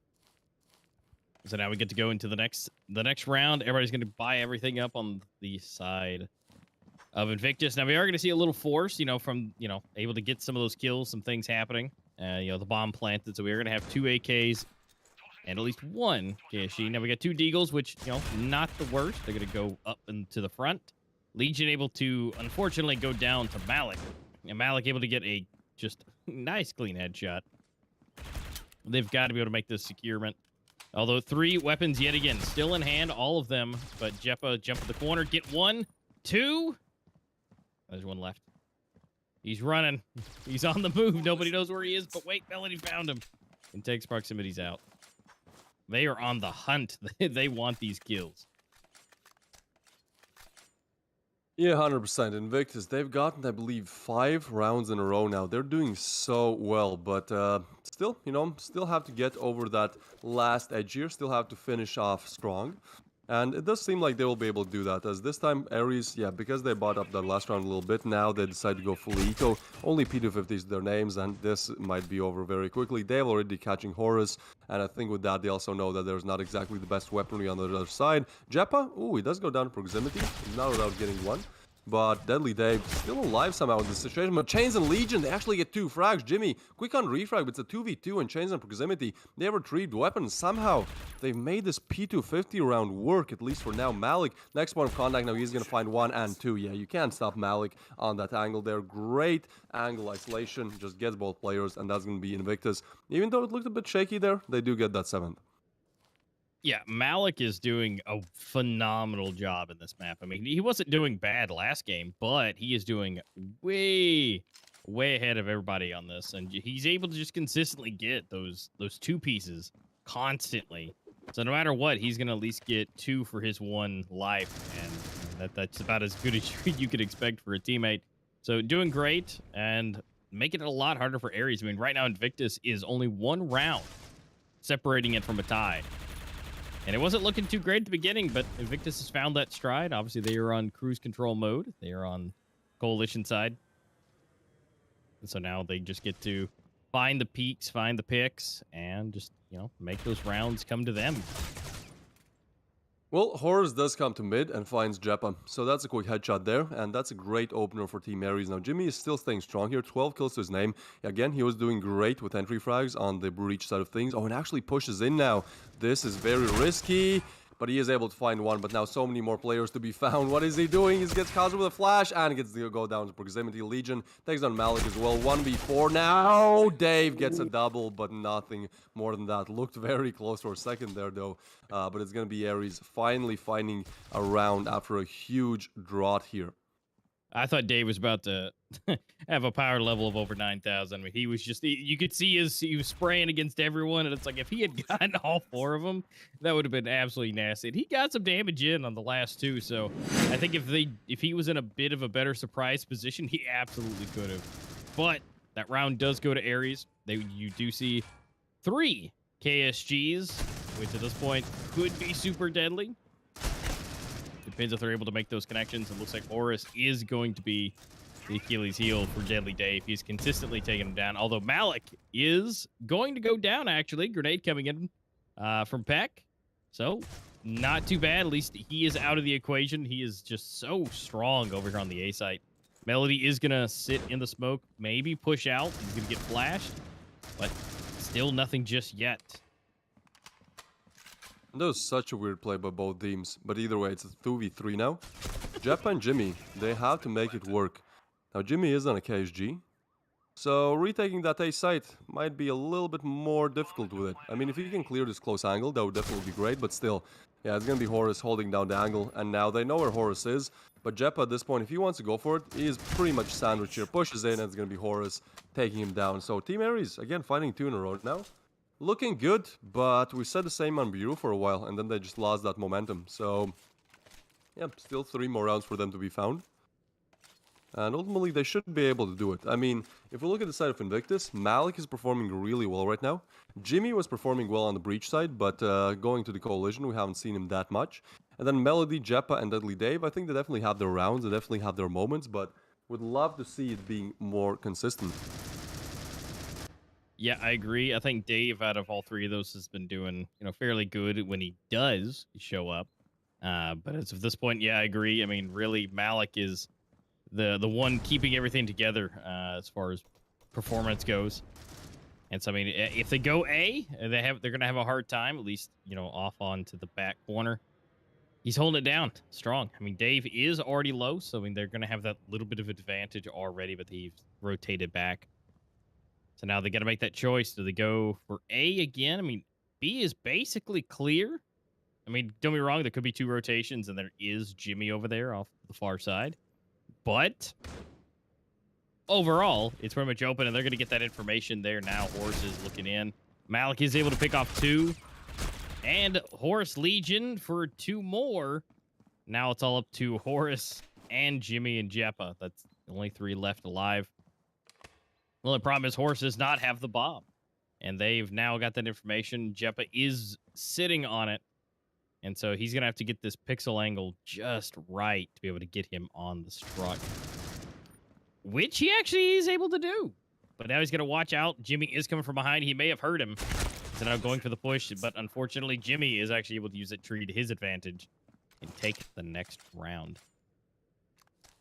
Yeah, very nice attempt there, but at the same time was very low there. I think 20 seconds at the point where he got the first frag. So, you know, he had to clear all angles as quickly as possible. And, you know, when you clear angles quickly, you can't exactly count for being accurate. So Jimmy does take him down. Good play by Jimmy. And it's going to be Invictus getting another round here. Now, we'll look at Team Ares. Yeah, the buy is interesting. Very interesting. 2 Deagles, an AK, an SG, and a P250. That's a very weird buy. I mean, again, there's enough cash for Proximity at least to buy whatever he wants. But seems like Ares, they have decided this is what they're going to stick to. And so, we shall see how this one works out. Yeah, a very weird buy indeed. And I mean, if it works out, you know, I mean, right now Horus is, I would say, doing the best rifle league as far as out of everybody. And then Chains is doing all right. I think, you know, maybe Legion should have it, but we'll see. I mean, Legion, he himself may just be confident. I mean, he's just going to hold it down, but apparently not. Jimmy going to go and take him down. Jeppa missing the shot. And here we go, Packet of Horse able to get 1 melody for another one. Deadly Dave to another refrag. And so now it's a 2 versus 3.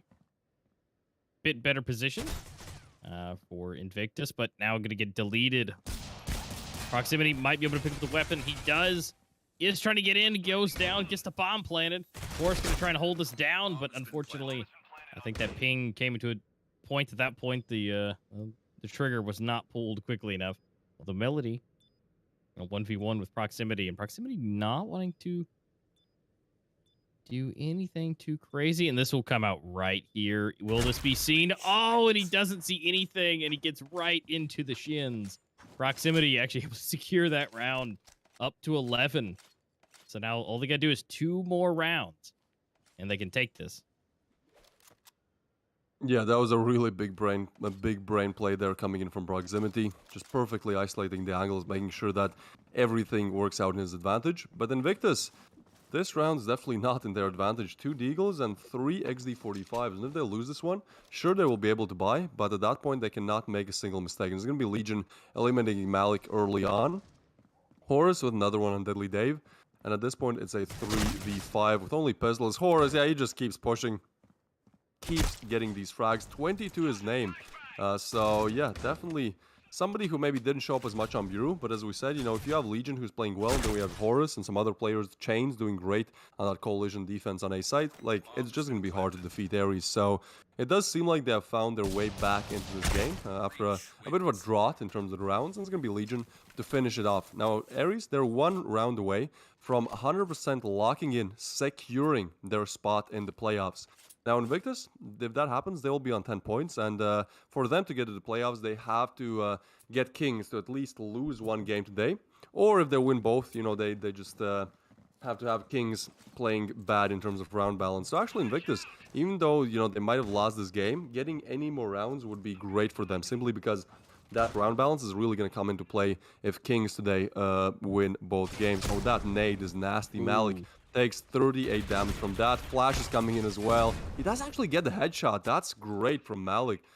Yeah, you don't see that often, but he's definitely great at it. Peck gets Melody down as well. Oh, what is this? Jeppa gets a frag, but Chains quick on refrag. And Horus, he gets another. Horus is so pushy towards this A mid angle, but it does work out in his favor majority of the time. So right now, Invictus are 2 player deaths away from losing their second map. Their map pick, actually. And it's going to be Horus eliminating Malik as well. So now only Deadly Dave left alive. I don't think he knows about this position. It's going to be Horus, Team Ares, to 13, getting 1 round win out of the best of 2.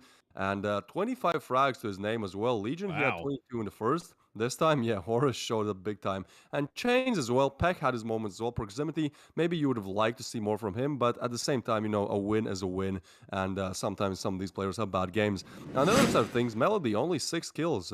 That's not something you normally expect from Melody. He's definitely one of the better players on the side of Invictus, although all of them are cracked. But yeah, interesting to see. Invictus, they do get defeated at least on one map. Their map pick, honestly, yeah, the ping, that might have, you know, played a part in this, because we do know that the ping does really matter quite a lot. But either way, congratulations to Team Ares for locking in that final spot. I think we'll take a look at the standings right now. I think they will update real time, and we should be able to see how exactly it looks right now. So Invictus, they were on 9 points coming in this one. They won 1, but Ares won 1 as well. So right now, Rain, Molt, Mafia, and Team Ares are 100% locked in for the finals. And as we will move on to our second matchup of the day, the question really is, can Kings Gaming pull off something crazy here?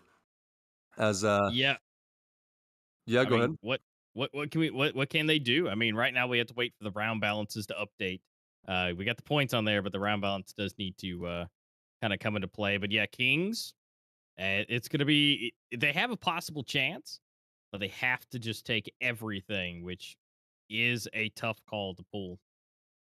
Especially against a team like Molt Mafia, right? Who are second of the leaderboard. We've seen them play great all throughout the finals, so that would be just such a hard thing for Kings to do. Obviously, Molt Mafia, they don't really have to. They can just lose. They can lose both games just with 0 rounds, because at this point it doesn't matter for them. They have finals locked in. But I do think, you know, if you're competing at this level, you approach every game as it is almost the finals. Like, you don't have these games where you just decide, no, I'm just gonna take a chill day. No, this doesn't happen. So it's gonna be a hard fight for. Definitely gonna be a hard fight for Kings. But we will figure that out, I believe, after a short break. Yeah, there will be around 5-minute break, and then we'll come back with another matchup, the last matchup of the day, with the last matchup of the Pro League Season 2 group stage, which is going to be Kings Gaming versus Molt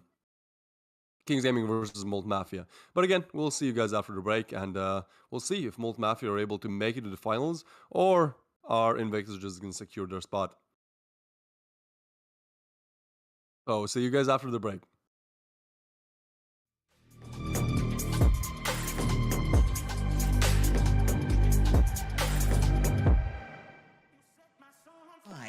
KSG being pulled up by Shadow. Fallen Knight opted to hop back on that Eurasia and try to give Fair a little taste of sniper action here. And the rest of those players are going to be on the AUGs.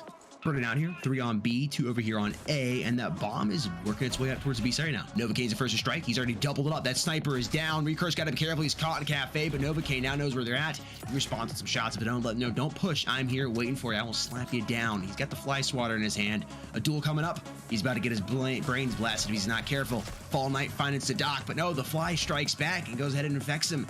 GTA got Novacaine, and Fallen Knight somehow with the phenomenal angle there goes for the 2K, and he defends the bomb site. Molt Mafia is back up by 3. Might want to stick to the A side as well. A lot of decisions to be made. It all comes down to timing here at this point. Molt Mafia's opportunity to stick together, and Abdul, they could eventually still go for this bomb plant. Here's them walking on long. Should know that when they're 2 versus 1, they should stay together, but I think he's going to move out a little bit too far, leaving him with no time anymore. No, he's going to go back to A. This is a free site to plant. Is he gonna do any weird shenanigans? He's faking it for now. Here steps through middle. Here's the jumpings. Now I shouldn't plant anymore. He's gonna hear them. He's gonna know. A duo fight, one more. Breaks the armor, finds the kill. Blends it now behind the box, so Alpha isn't gonna be able to strike him down just yet. Has the step been made? He jump spot to find it. A duo could do it. Pre-fires around, but Alpha is the one to save the deal. The new player really does. He's super excited about it. GTA might get to meet the KSG if he's not careful. Fallen Knight, though, doesn't have a Scar to work with, but he's got the SG. We know he's deadly with it. Oh man, Shadow introduces to us. Hey, what's up, man? Meet my friend. Tries to go again, but Star rejects that handshake from the KSG and drops it on the ground. Novacaine quick with the refrag, and it's trades going back and forth here on top of the B site. The bomb has been planted. Fallen Knight coming around almost prevents the plant. It's out to Fair, and it's 2 versus 1. Interesting decision for him to leave site, pop the reload. He knows they probably won't go for the defuse. Oh, that was a flick. He knows where he's at. Valley misses, and Fair gets the 2K. It's a match point here. Just misses his crosshair placement, and Fair takes full advantage of it. Yeah, I think he hurt Alpha there in the corner as well, so it is a very good decision for him to peek them one by one, right? Because that's the way he's gonna win. And on the other hand, the fact that Mafia gives him the opportunity to go for one-on-ones is a mistake he would not rather want to make. So, but for both sides, there's something to say. But Flames were the ones to take that round, nevertheless, now trying to take yet another. But Valley tries to stop it. A double for him. Fair trades him out. Fallen Knight arrived on the side. Not with the Eurasia, but with the SG. Still good for one, but then gets dropped by the KSG. Abdul meets him once more to find a double. There's still a chance. Now in a hard position as he's going to wrap around. Might be pushing out with his knife. Not going to be checking the right side, is he? Abdul. No way. He's played the time perfectly. He's played the angles. And Novocaine is so clueless. You have to take a position in this situation because Abdul is the one making the fight. It all comes down to timing here, Jake. He's gonna move himself into Z-bomb site, get this bomb plant. He's only got 20 seconds to work with. Novakeen's just waiting for that. Oh, he's not gonna play it yet. He's got to now. Smoke is out. Novakeen knows where that. At this point, you just need to position yourself in the back and wait for him to pop out. He sees a duel, he's getting away his position, and he lands the shots on him, and he's gonna be able to keep his team in this. Novocaine with only 14 HP left to his name. Number 1 versus number 2 of last season. Let's get it going. Let's get a nice match underway because a lot of people are joined in to see Rain for taking on Invictus because this might be the grand finals for a second time in a row if you're not careful enough. Really just feeling each other out here, working the clock as much as they can. Xera and Jepa. Trades coming in. Lions gonna finish off Jepa before he can do more damage to his team. It's Mixage and Malik now. In this 2 versus 2. How do you retake this with a sniper rifle and a pistol? Yeah, he's got the SG now. At least something to work with. Jake, I'm still not feeling that this is going to be an actual retake because look at the position from my line, or look at the position from Vibes, I should say. Okay, still falling down. Information known. A one-on-one still. It could be possible. Mylan is going to swing. He's catching him. Back on the server. Back on the... They're good to go. Or... Malik. Yeah. AFK. Tactical pause only for a short time, right? So that's definitely something we're gonna have to work with now. And Invictus, this is only making things worse. Because Rain is continuing on their run to even take a 9-3 half. Wife's good start. Everything falls down.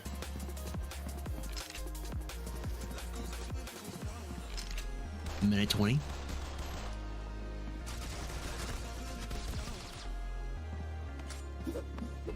Good thing Malik is back though, but he falls after 1 kill going his way. Jimmy! Oh my! Installments. Individually, I think all of these players have had incredibly impressive moments here, but it just seems like Team Rennes has been able to work together as a team more than Invictus has been able to. Jeb and Malik coming back for trying to stay in this for another round. 3 players up to live here. Solomon's in a tough spot. He's getting pushed from multiple angles. Falso's gonna find one. He's gonna back out of there before anybody fires a volley of shots at him. Was that a second he just picked up? He's low on HP. He comes across looking for the... No! Okay, I'm done. You get the rest of the cast here. He connected a no-scope jumping first and then to quick-scope. And only 2 away from getting that pretty comfortable spot of number 4 there on the board for them. Team Rain isn't going to give it to them easy, though.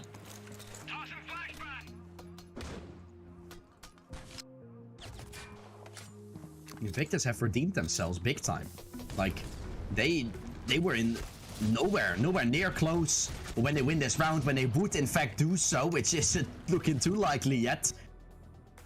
There's gonna be a chance to fully redeem themselves and get back to winning ways. Look at this damage. Jepa all of a sudden starts striking him down. A lot of damage done. Excellement's down to 14 as he's now the final player left. Jimmy has done it all. He gets his armor broken, but indeed still finds the frag. It's over before it even begun, or is there still a chance for Invictus to hold on? Nope. It's 7-7. Jake. Bomb has been planted. Jimmy, did he just do what I think he did? I don't predict myself on the community votes, but I just do my predictions here on the stream, which are completely wrong most of the time. I do a complete nice analysis. Everything is there, all the stats, all the maps. But yeah, sometimes it's completely wrong, sometimes it's completely right. Who knows? Always a caster god hanging over your shoulder looking to ruin your day. Speaking of ruining your day, there's Jeppa ruining my line's day. He's able to find one, but no more damage will be done by him to his team. Last player alive here is Naxari. Finds a nice, oh my, what? Oh, guys, you gotta finish him off. You can't be playing cheeky. It's down of 1 versus 1. 11 HP will be almost impossible, but it should not be anywhere this close. They know where he's at. Flashbang is out. He somehow still stayed alive. Boy, what is Jeppa flashing for? They might still lose out if they lose one more round or a few more. Jimmy, good flank.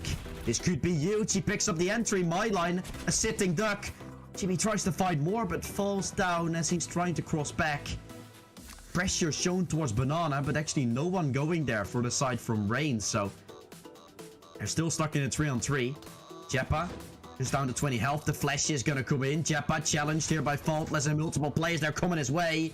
He's gonna leave Mixage all the way towards Sandwich. The cross comes in towards Intel. He's gonna give the Intel over to the side from Medic, which is now gonna start to go huge. Medic finds 2. A triple for him. Invictus. Hold on. This game has turned into a highlight show now. Again, we are having not 8, not 10, 20 minutes of highlights in this game because Invictus and Rain just don't want to stop making those insane clutches go their way.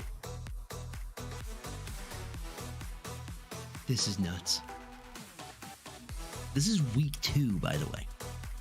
I mean, this is the number 1 and number 2 of last season, but at the same time, like, this is what we are going to see in grand finals. I hope, right? Hands down, I hope that we're going to see this because this is insane. I want to see this more. Oh my gosh. Fulgurant's Deadly Dave showing how deadly he can be. Oh, Team Rain. What? A flawless round? And the previous map was 13-6. Oh no. Malik opened up already. 2K, SG in his hand. Wives pop getting topped. Faultless getting finished off too. He's looking for another one. Here's Malik. Lion popping around the corner. He gets one more before he's finally able to get dropped. Exolments is the one to do it. Jeppa with a quick refrag. It is 13-10. It's all she wrote. Team Rain loses here in map number 2 on Bureau.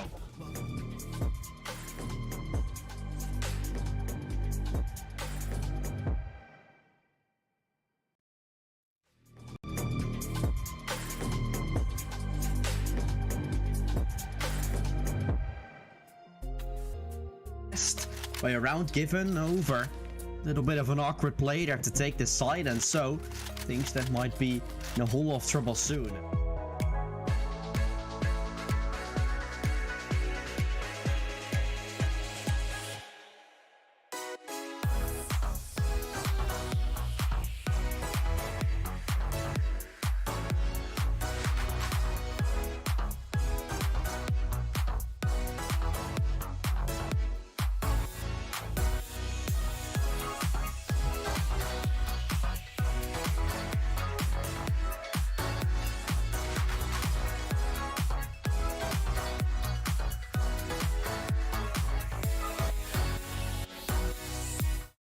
Hey, don't you think it's time to up your game?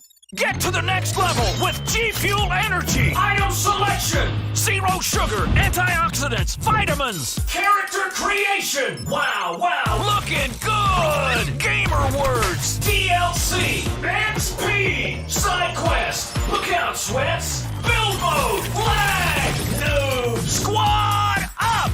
G Fuel Energy! We made this commercial for you gamers!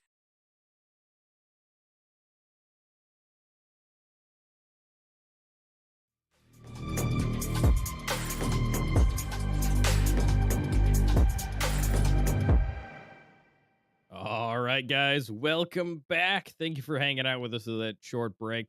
We are getting back into things, and it's going to be absolutely nuts. We have game or match 2 of the day, and it's going to be a bit of a crazy one. This will be the ultimate decider to who will be in the final 4. Because as we talked about a little bit on the break, we have, Kings Gaming versus Molt Mafia. These guys will be going up against each other.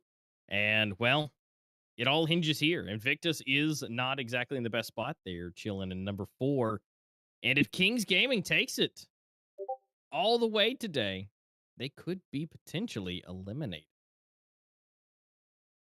They could, but like again, there are so many different things that have to go right. First of all, Kings, they have to win 2 games against Molt Mafia, who have been the leaders, I would say, definitely one of the leaders of this group stage. So winning 2 games in a row against one of the best teams is going to be hard in itself. But not only do they have to win, they have to dominate because they have to get, I believe, 13 rounds. They have to get plus 13 round balance in order to make it, right? So that means on both maps, winning with at least 6, 7 rounds in advance, winning like 13-6, 13-5, perhaps 13-6, 13-7, which is just going to be so hard. Like you haven't seen games, just so one-sided games like this a lot in this tournament at all. So yeah, that's going to make it even harder. If we take a look at the standings here, this is exactly what we mean. So first of all, Kings, they have to win both games so that they get 3 points. If you win 1 game, the best of 2, you get a point. If you win 2 games, the best of 2, you get 3 points. All right, they get 3 points, around 10. But then, if we look at round balance, Invictus, I know it says plus 15, but I do believe it's plus 10. Just because the round balance hasn't been 100% updated. But so Invictus have plus 10 round balance and Kings have minus 13, which means they have to win, well, at least 13. And I think if they have equal round balance as well, then it's probably off of like who won in their head-to-head game. But if they want to secure a spot 100%, they have to win 14, or they have to have plus 14 round balance after both games. So yeah, this is such a big ask for Kings Gaming. They have to do everything here. And most likely, if they do bad in the first game, even if they win it, it's going to be like, well, next game they have to win like 13-3 or something, right? So, Yeah, just so much to be asked here from Kings. And ultimately, I mean, if they are able to do this and make it to the playoffs, they 100% deserve it over Invictus. But yeah, we're going to have to see a Critical Ops masterclass here on both maps for Kings to make it. But let's actually take a look at Kings as a team. Let's see what they have. Let's see if they could perhaps be able to do this. So Kings, their tournament history is all right. I mean, there's not a lot of wins, but definitely Kings as a team is known for. I think Kings was one of the first pro clans in Critical Ops. Obviously, everything has changed since then. This was like 6, 7 years ago. But still, Kings is definitely one of the. I remember back in the days, if you had King clan tag, man, you were famous, right? So yeah, definitely a team that has been there throughout the ages. Now the players, I don't think there's anyone from the original lineup. We have mostly, I'd say, CIS region, right? Like Ukraine, Belarus. I think Kazakhstan is Wizex, and then Russia, Warshiks. So, yeah, definitely a very CIS region sided team as of now. But still, they have to perform out to their absolute best. Now, actually, interestingly enough, Warshiks, he has 1.61 rating. That is crazy. That is up there with the best players out there. So, yeah, definitely a player you have to keep an eye out. Yep, 14 maps played, so that rating could be adjusted a bit more as he plays more, but at the same time, definitely someone to not downplay. no, definitely not. I mean, everybody's win rates look pretty solid across the board. More maps could be there to kind of fill it out a little bit, but so far for their maps in general, Village being their top best map in general. And then again, solid across the board for Plaza or Canals, Legacy. I mean, really, as long as they play anything other than Bureau, I think it's gonna be fine. Now going over to Molt Mafia, those guys have a little bit more accolades under their belt. Molt Mafia has been around for quite a bit. They've also got a little bit better, placements and stats from before. As we look as far as their overall, where they've played, what they've done, everything kind of again filling out just a little bit more for them. Yeah, I mean, again, it's Molt Mafia, right? Like, they've been doing so good throughout the whole group stage. Sure, maybe their tournament history is not the best, but it's definitely one of those teams that we've seen in the recent months and maybe the last year start doing very, very good. The lineup is quite new as well. Again, Molt Mafia is definitely a very established name, been around for years in the Critical Ops community, but this lineup is quite new. Quite interesting, definitely a quite interesting lineup. I mean, the regions kind of don't match together. There's 4 players from one country, then there's Fallen Knight from Russia, Alpha, whose country is not known. I don't know, maybe he's on the road all the time, and then Kesti, who is from Germany. But yeah, don't look at the ratings. Definitely I mean, do look at the ratings, but I mean, if we look at the top rated player here, 1.41, yeah, Kings had 1.61, but at the same time, we've seen how they play throughout all of the finals, and that's definitely up there as one of the best critical ops we've seen so far in the Pro League. Now, their map win rates, yeah, Legacy 0 and Castello also just not played at all. So Legacy probably lost at least one game, Castello just not being played. But Plaza, definitely a stronghold. Village, definitely a stronghold as well. Now, if we go Bureau, 50%, that's all right. Port, 83, and then Canals, 60%. So, doing all right on most maps. Yeah, so as long as they don't get Legacy, I think they'll be happy. So as long as Legacy and Bureau aren't played, I think both teams will be very happy. Which, of course, we got to figure out what maps those will be. As far as what's been played. Obviously, we haven't seen Costello yet. That one, for either one of them, is still not known. So to figure that out. But again, as long as it's not Legacy or Bureau, I think both these teams will be happy. But King will be able to start off. Canal's going to go ahead and get taken out. As we saw, they had a 100% on that. Bureau is going to be removed, which is going to be great for Mullet Mafia. Hey, there we go. Costello coming in.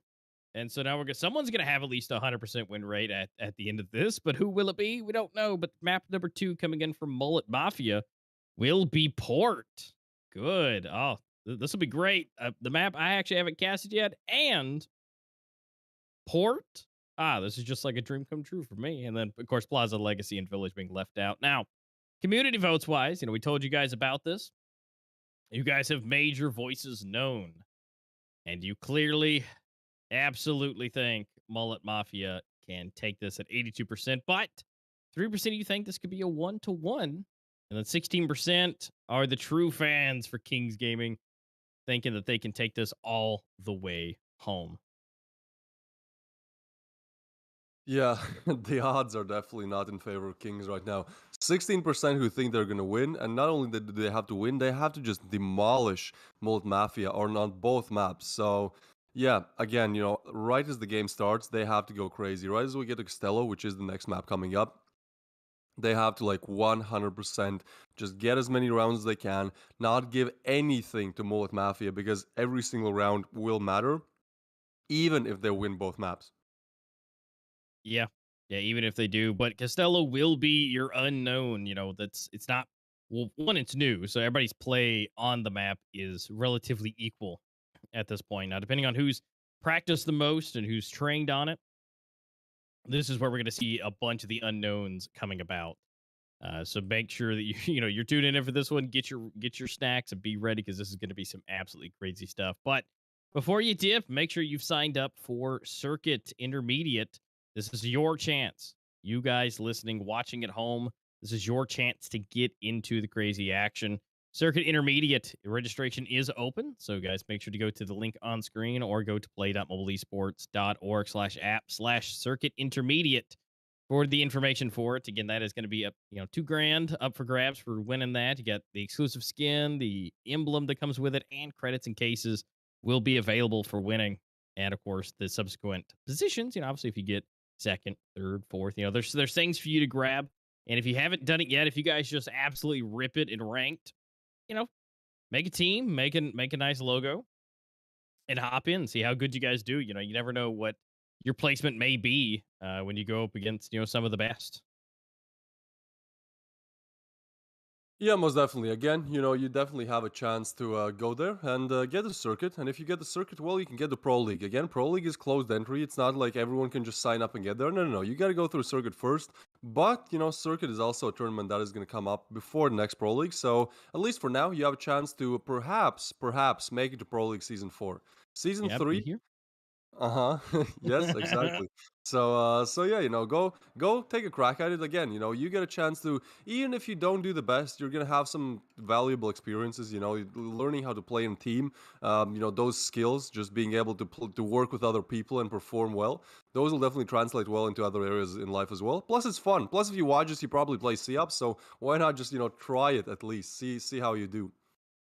Yeah, because you never fully know. You guys, could just be dominating ranked all day, and you're like, I don't know. These are the best teams, but the thing is, some of these best teams that are here in Pro League, they've got their spot. So you're not going to see them try to work their way back up in circuit. They're already here. So you got to face off against everybody else. Now, depending on how you do against, teams here, you might do really good in Circuit Intermediate. So just keep that in mind as, that registration is open. But again, we're just waiting for these players to hop in. And so we can see Costello. First time for me casting here on stream.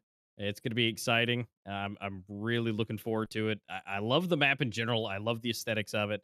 I think the designers did a wonderful job for it, and being able to, do this for real this time and be able to see it, it's going to be great.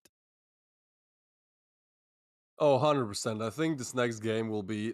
I just hope that the first match that that Kings game are able to win this one, because that would create like such high tensions for the second one. But there is a chance that Castello is pretty much over and done for, and then you're just like, well, we got to see another game. But hopefully it's interesting. But let's actually take a look at the week 4 matchups. So yeah, some games are being played off stream, so that's definitely something you have to pay attention to. Now I don't know if Kings have I don't know if Flames have already played against Invictus, but I don't think they have. So this is like an interesting turn of events as well, if we look at the leaderboard.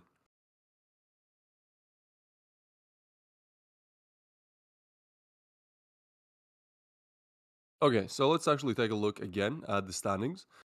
So yeah, again, Kings, they have to do everything here. They have to pray. They have to hope that they can get 2 games in a row. Plus, they have to also do absolutely amazing in terms of the round balance. And yeah, actually, I think if we look at this, Invictus and Flames, they both have 1 more game left. So not okay. So it's even worse than we thought, Master. Imagine. So not only do Kings have to win both games today with a great round balance, they also have to hope that Flames win Invictus 2-0. Because if Invictus at this point get 1 more point, right? Like they are. Yeah, it's over. So this is okay, Kings. Best of luck to these guys, but I think it's just 1 more stipulation that needs to be met now. It's okay, guys. Just 13-0 both of these, and you're gonna be Yeah, exactly. That's what in I'm the saying. best Exactly. case.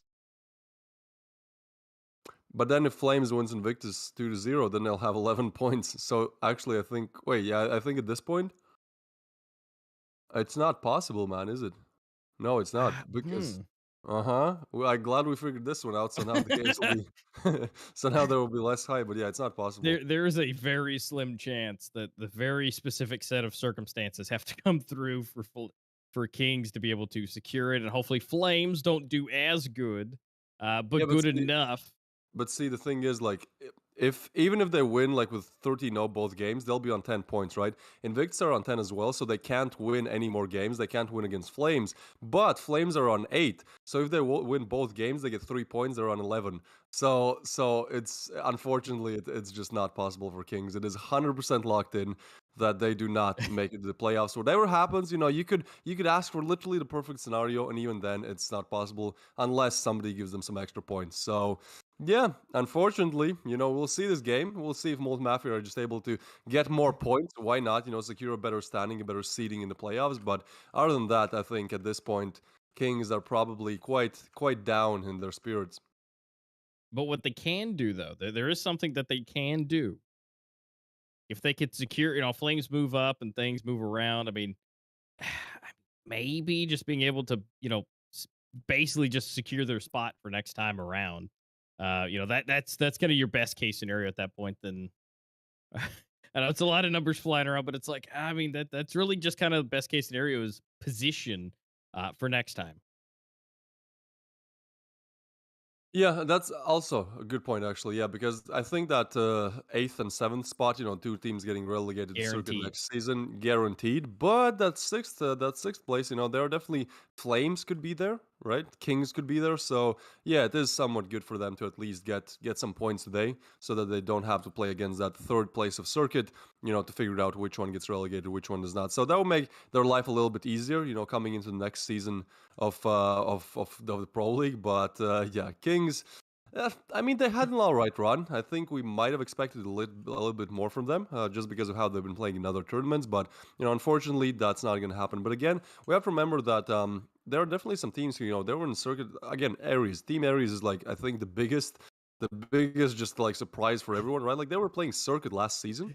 They were not in the Pro League Season 1. And then they somehow just do all of this and they finished third, maybe fourth, but either way, they are 100% making it to the playoffs. So yeah, absolutely insane what Team Aries have been able to do here. But with that being said, our next matchup is not going to be Team Aries. It's going to be Kings versus Molt Mafia. Molt Mafia, another team that definitely has more accolades than Team Aries, but I don't think many people expected them to finish second, or they could even upgrade their standings a little bit now. So yeah, some pretty big upsets here in Critical Ops Pro League number 2, Season 2. Yeah.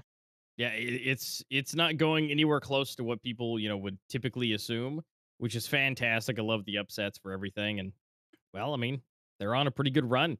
And so Mullet Mafia, wanting to make sure that they are at least having a better standing for everything. And again, overall, I think they're doing a great job, of course. Here are the map pools of just what is available, for all to be selected.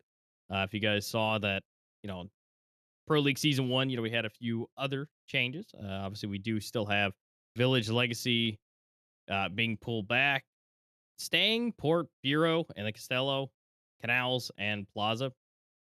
I think it's great bringing in Bureau back. I think that was a well-missed map that everybody, they know and love. Obviously, we, keeping it fresh, definitely making sure people are training the way they need to. And the Castello, obviously, being the new map in the pool, which we are about to see as soon as everything is ready to go. So that is fantastic to be able to see that at least twice, before the end. Sometimes we get to the end, we're like, come on, we just, for the finals, it finally gets picked because, there's so many maps available. They're like, we just don't want to do these two. So I think it's great seeing it early on and be able to at least see what these teams have to offer for it. Oh, 100%. I think especially on a Castello, it's always going to be a fun match. I've casted one Castello game. That time you were not here, but it was definitely very fun to watch. I think it's a very beautiful map. The mountains, the castle, it definitely looks great. And also gameplay-wise, there's a lot of things that maybe you don't see on other maps. That the map is way more vertical. There's many different places where you don't exactly have to aim. Just put your crosshair headshot level, bro, because there's different headshot levels. It's a very vertical map. So yeah, that's definitely nice to see that, the maps are involving in Critical Ops, and there's different types of them. But the knife round is going to come in. Ow, it's going to be very close. 1v1, but actually Mullet Mafia do win it out in the last second here. So it's going to be them picking the starting side. Yeah, not too bad. So they get to choose where they want to be, see if they can get that early advantage for themselves. So again, cross your fingers. Make sure we've seen the votes casted. I mean, obviously people think Mullet Mafia is just going to run away with this. But if you're a King Gaming fan, cross your fingers, because there's still things up on the line for them to be able to secure their position to stay in Pro League rolling into the next season. So King Gaming, good luck. Mullet Mafia is not going to make this easy, especially now that they've been able to choose what side. So we'll be able to see what happens. This is Castello. This is the unknown. It could go either way. And so more than likely, I would assume, Mullet Mafia will be able to pick the coalition side, but actually, surprisingly not. They're going to choose the breach. Bomb has been planted.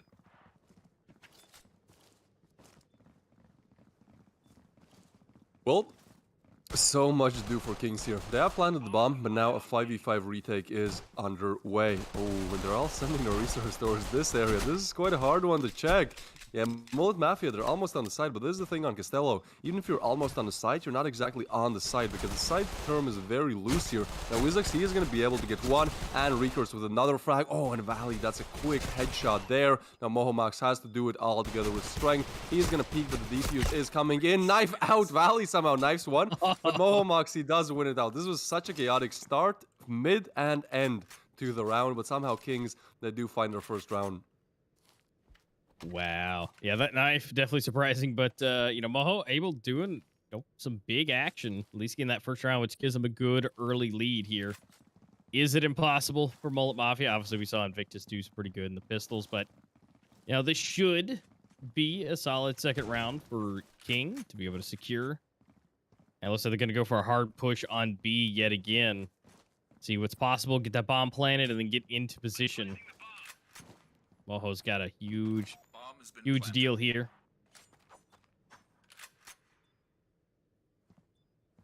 I mean, Molt Mafia are on 4 XD45s and a Deagle.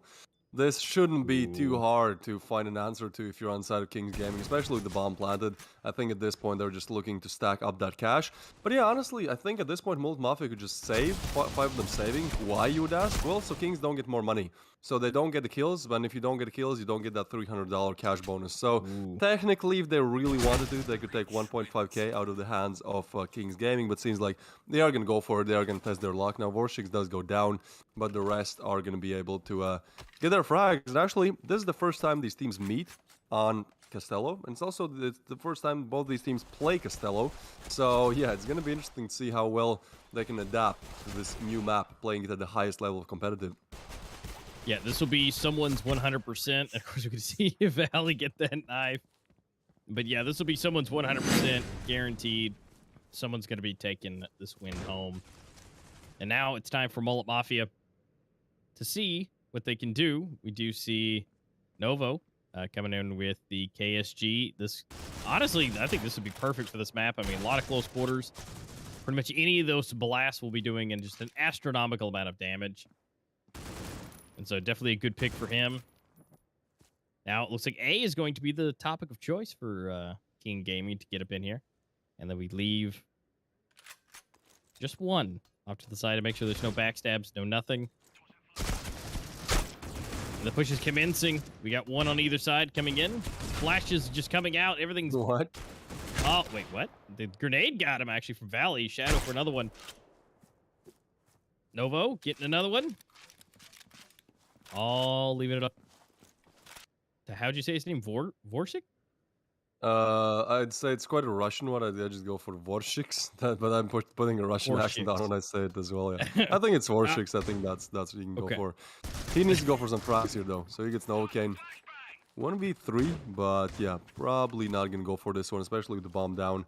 It's just better to save. But again, you know, if you're a newcomer to the Critical Ops competitive scene, or maybe Critical Ops in general, look how many vertical angles there are. Look how many there's different, like any angle you peek, you pretty much have to put your crosshair up, down, and that just makes it way harder to become good on this map. But also, I think once teams start playing this more and more, this will become a great map for some teams, just because they'll have that advantage. The skill ceiling on this map, I'd say way higher than perhaps on a map like Bureau, where pretty much all you have to do is just move your crosshair horizontally and adjust the crosshair position that way. But on this one, it's literally stairs everywhere. You can jump down, you can go up. It's the mountains, right? It's the mountains, you have to climb them, you have to descend them, and with that, definitely more skill is required. Yeah, and again, some teams will do fantastic on this map. I mean, if you're able to get into, especially on the coalition side, you get into a good spot, you're able to hold the angles, and you're able to use kind of the, you know, the head glitching to your advantage, you know, to be able to keep most of your body covered. Now, granted, there is wall banging, that is possible, but for the most part.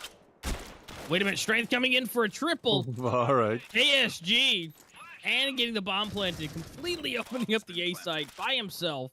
3 shots, 3 kills. Now holding it down to secure it against the next 2 players. Yeah, Molt Mafia, they had to find a way back into this one, but it's only Valley and Recurse, and they're close. The smoke has disappeared, but I think at this point it's a 2v4, and they have to think, with how much cash we have, with Novocaine and Shadow on nothing, just save it. Valley, what? Okay, he gets a double, but he is going to get taken down by Strength, and yeah, that's a crazy ace there by Strength. Just pushing in, getting a quick triple, and then, you know, finishing it off with another 2 with the KSG. And I don't get it exactly why, because Castello isn't exactly a short-range map, but the last time that I casted Castello, it was all KSG as well. Look at this. That's just perfect angle isolation, just coming in, destroying everyone, and then getting the ace as well there. But yeah, for some reason, KSG is very favorited on Castello. You can see it a lot, and it also gets a lot of kills, so there's a reason why. Yeah, I mean, when you can just walk in and ace it, Wise here able to show that he can do it too. Take it down, Recurse. Able to get another one. Now we still have Shadow, Alpha, and Novo here. Chilling with one 4-6, able to get one for himself. Slowly bringing it down. Now here's where the shotties do not do the best. Able to have that range to be able to protect himself. I mean, look at 4-6. He's still hasn't taken any damage. Nope. Kings Gaming, they are on a pretty interesting buy. A KSG, we have some SGs as well.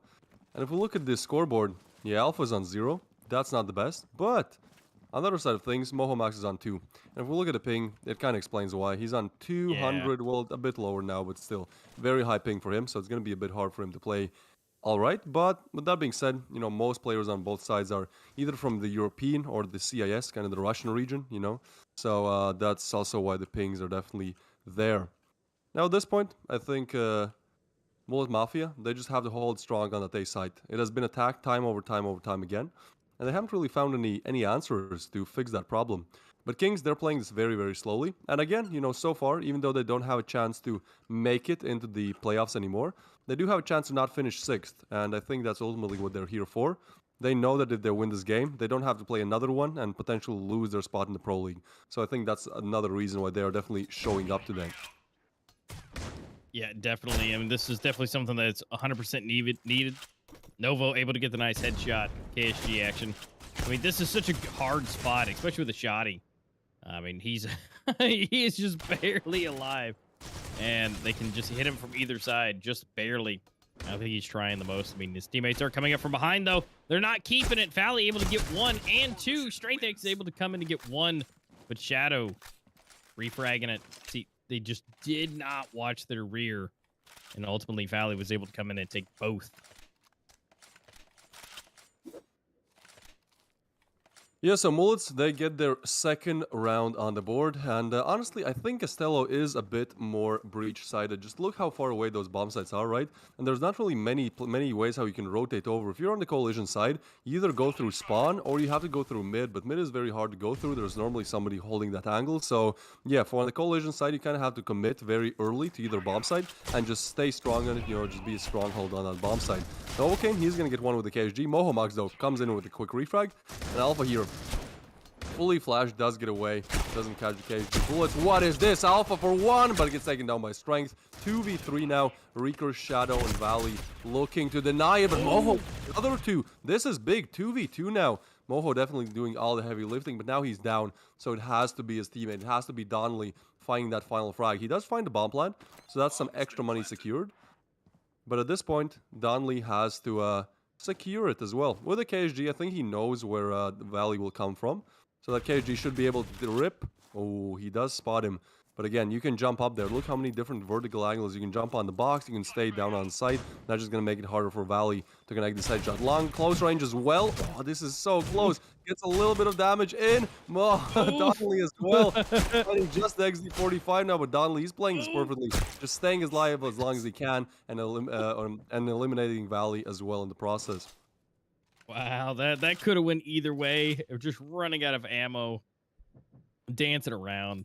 Just unfortunately, Dudley with that KSG, just able to, you know, chip away. You know, the thing with the shotgun, there's multiple bullets, and he just had to hit just a few of those back to back, and ultimately able to get the kill. So I mean, King Gaming not doing bad on Castello. I mean, they're currently at 5-2, while Mafia having a little bit of a hard time.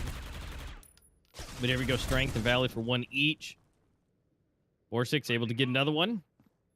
Still looking a little bit better for King. I mean, I got to give it to him, though. King is still able to hop up into these bomb sites and at least get the bomb planted every single time, just about. Oh yeah, they're doing good in terms of the bomb plants, but securing them is a bit harder. Now 1v3, and Novocaine is going to put an end to that one as well. So Molt Mafia, they get another round on the board, and at this point, Kings Gaming, that round balance is not looking that great anymore. And yeah, props to them, again, as you said, you know, planting a bomb almost every single time. But it's quite easy, I'd say, to take bomb sites on Castello, both A and B. But because it's easy to take them, it's also hard to defend them when you plant the bomb. Yeah, that's definitely one of the caveats to the bomb sites. You know, no matter which side you're on, the opposite team can do the exact same thing back to you as far as getting everything planted nor defusing it. So it's pretty much just a rush. Who's got the aim? Who's got the angles? Oh, this could be good from Vortic. Able to come up from behind, trying to go for the stab, but he's blinded. Wait, he's still alive somehow. Back into the smoke we go. Recurse is kind of looking right out. Oh, the reload comes in. He's still alive and able to secure a weapon. Warshigs has to find some frags here, but it's going to be Alpha taking the first one. 2v2 again, the bomb is down, but the retake is coming in strong again. He's not able to get it in Alpha, gets another frag. So again, Molt Mafia just round after round, they get that defuse. The cash is great on both teams because, you know, they're both able to plant and defuse, so that gives some extra cash bonus for sure. But at the same time, Kings, yeah, they have to get at least one more round here. Again, I'd say a bit more breach-sided map, so, you know, you just have to make sure that you get as many as possible of those. Yeah, I mean, they've got to be able to secure as many as possible. But, I mean, honestly, at this point, King's doing solid. I mean, we are on round 10, so, I mean, if they can at least squeak one more ahead, I think they'll be in a good position and at least be close. I mean, obviously, taking the last, you know, all the rounds would be great, but Novo has something to say about that. Quick blast to the knees. So, again, A seems to be where they want to go again. Nobody on the B site. So they've just got to make their way, and well, shotgun blast their way through. I mean, strength is still available. But now it looks like the clinching has begun. We do see Valley. He's rotating heavily, but he may not even be needed because Novo is able to get both. Leaving Dunley by himself, potentially being able to do this. He does get all three, but not four. Valley is able to take him down. Great attempt by Dunley, though. Definitely a great attempt, but Molt Mafia, as the rounds go on, they get closer and closer. And now, in the round number 11, they definitely have a chance to get into the lead here. The buy is looking good for them. On the side of Kings, not exactly the best. The KSG, a Revolver, 2 KSGs, and 2 Deagles. Alright, this is going to be interesting to see. I mean, again, in the first match of the day, we saw that Invictus, even when they had Ecos, even when they had only Deagles, they made it very close and competitive. But this is Kings. This is not Invictus, and you can see it on scoreboard. Valley, Recurs, another one for Valley. Only 2 left alive, 2 KSGs. And Donnelly, he's able to find one. Oh, but look at this backstab. Yeah, he's just going to get caught off guard, sandwiched, and taken down. Kings still not able to find answers for some rounds now. Nope, and now Molt Mafia in the lead. And, you know, last time they played against each other was in Ambers of Victory Season 3. And Molt Mafia kind of walked away with a 2-0, you know, casually in the semifinals. So, not looking too good for Kings. Now, granted, they have something to work towards. You know, they've definitely might be, you know, doing a little bit better than they did last time. You know, but they, again, it all matters. It doesn't matter about the rounds and how close it was. It all depends if they get the win. So, even if they are, you know, doing better, they've got to be able to secure the whole game itself. You know, change it up. You know, they got something to prove. They got to prove to Molt Mafia that, you know, they're not the same. You know, they can take them out. You know, they're not undefeatable. Well, until Recurse does that, takes down Denley and Strength. Now we do get refragged, though. But then here comes Novo. That KSG has been nasty in his hands. He's just been deleting people constantly with that.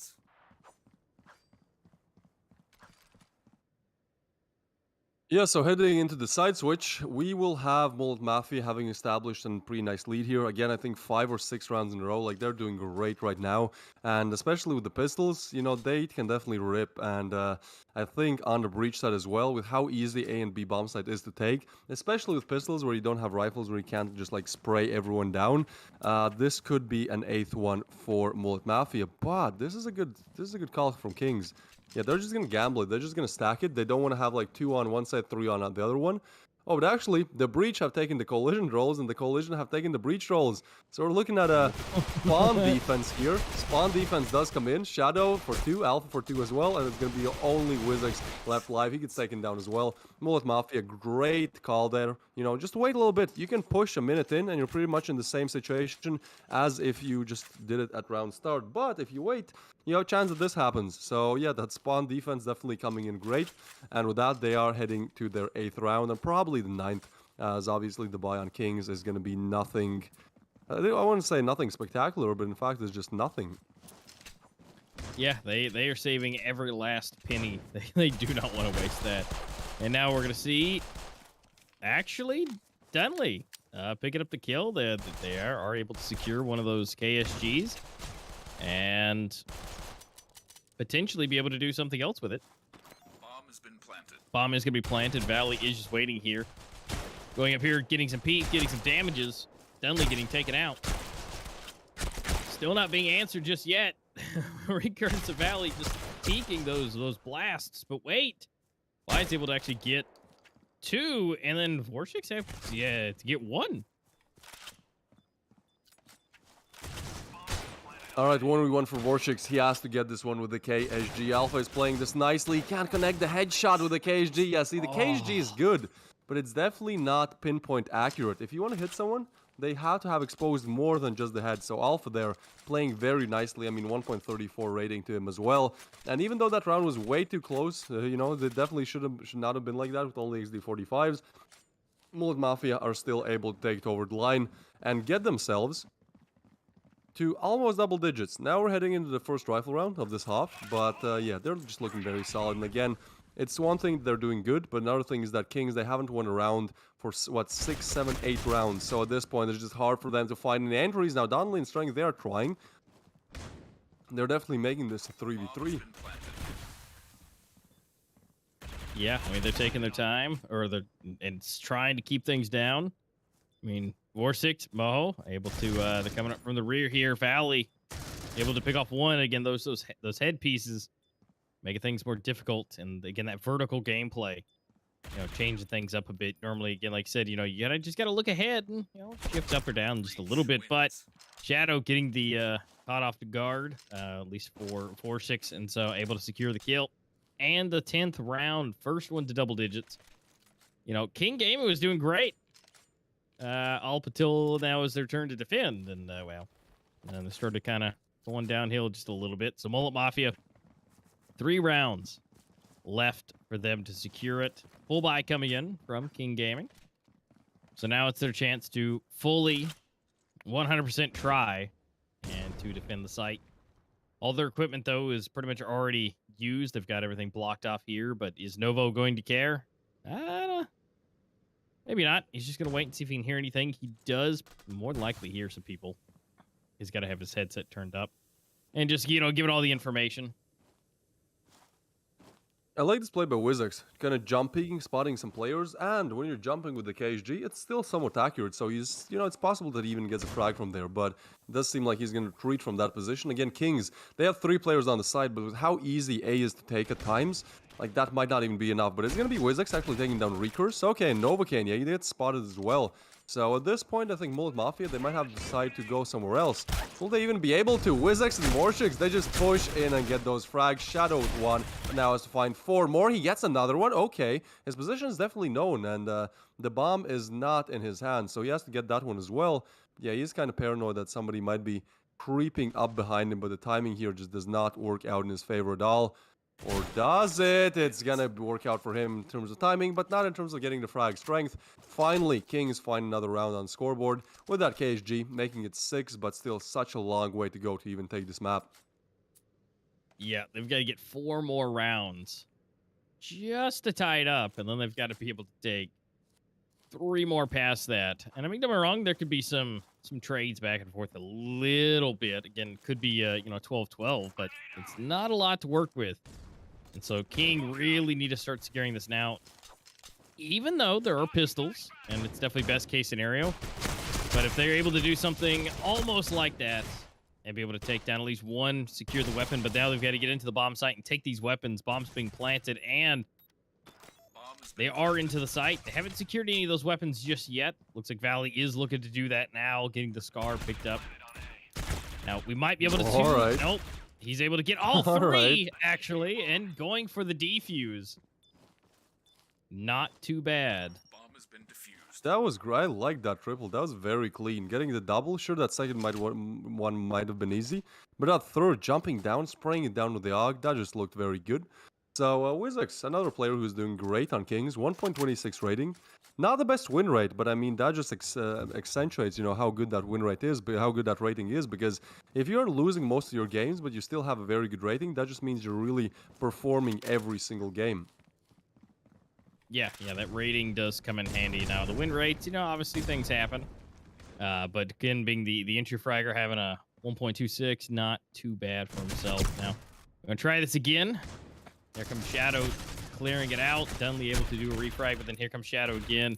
Wise coming to doing 2 more, and then Recurse coming for the refrag again, and then pushing it back. Vortex able for another one.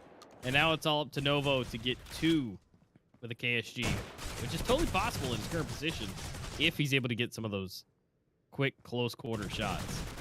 Oh, they didn't hear the drop. This might be a freebie for him, but they line up and it's going to be Mono taking him down. So that is Kings getting 3 in a row now. All right, well, this is definitely a change of pace, change of direction, but still, so many more rounds to be gotten here. Wizx, yeah, here we can see that great triple. Finds 1 so quick, finds Valley, reloading, jumps down, and finds Shadow as well. So, yeah, Kings, I mean, they're looking solid. Again, that round balance is not the best, but at this point, I don't think round balance matters to them that much. They simply need to win at least 1 game so that they don't remain 6th in the standings. So, you know, they don't have to play against the 3rd spot of Circuit to, you know, see if they make it to the Pro League next season or not. So, yeah, kind of surprising me, to be honest. I thought this was all over, you know. Mullet's on, like, what, 8 rounds in a row.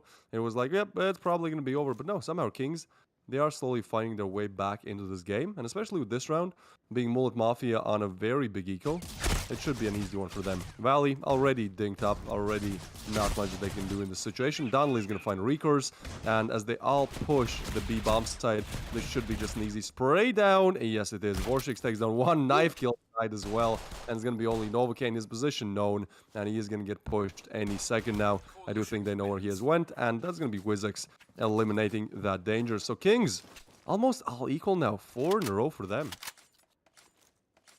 Yep, they're just rocking it out. I mean, they are now only 1 round separating them from a tie.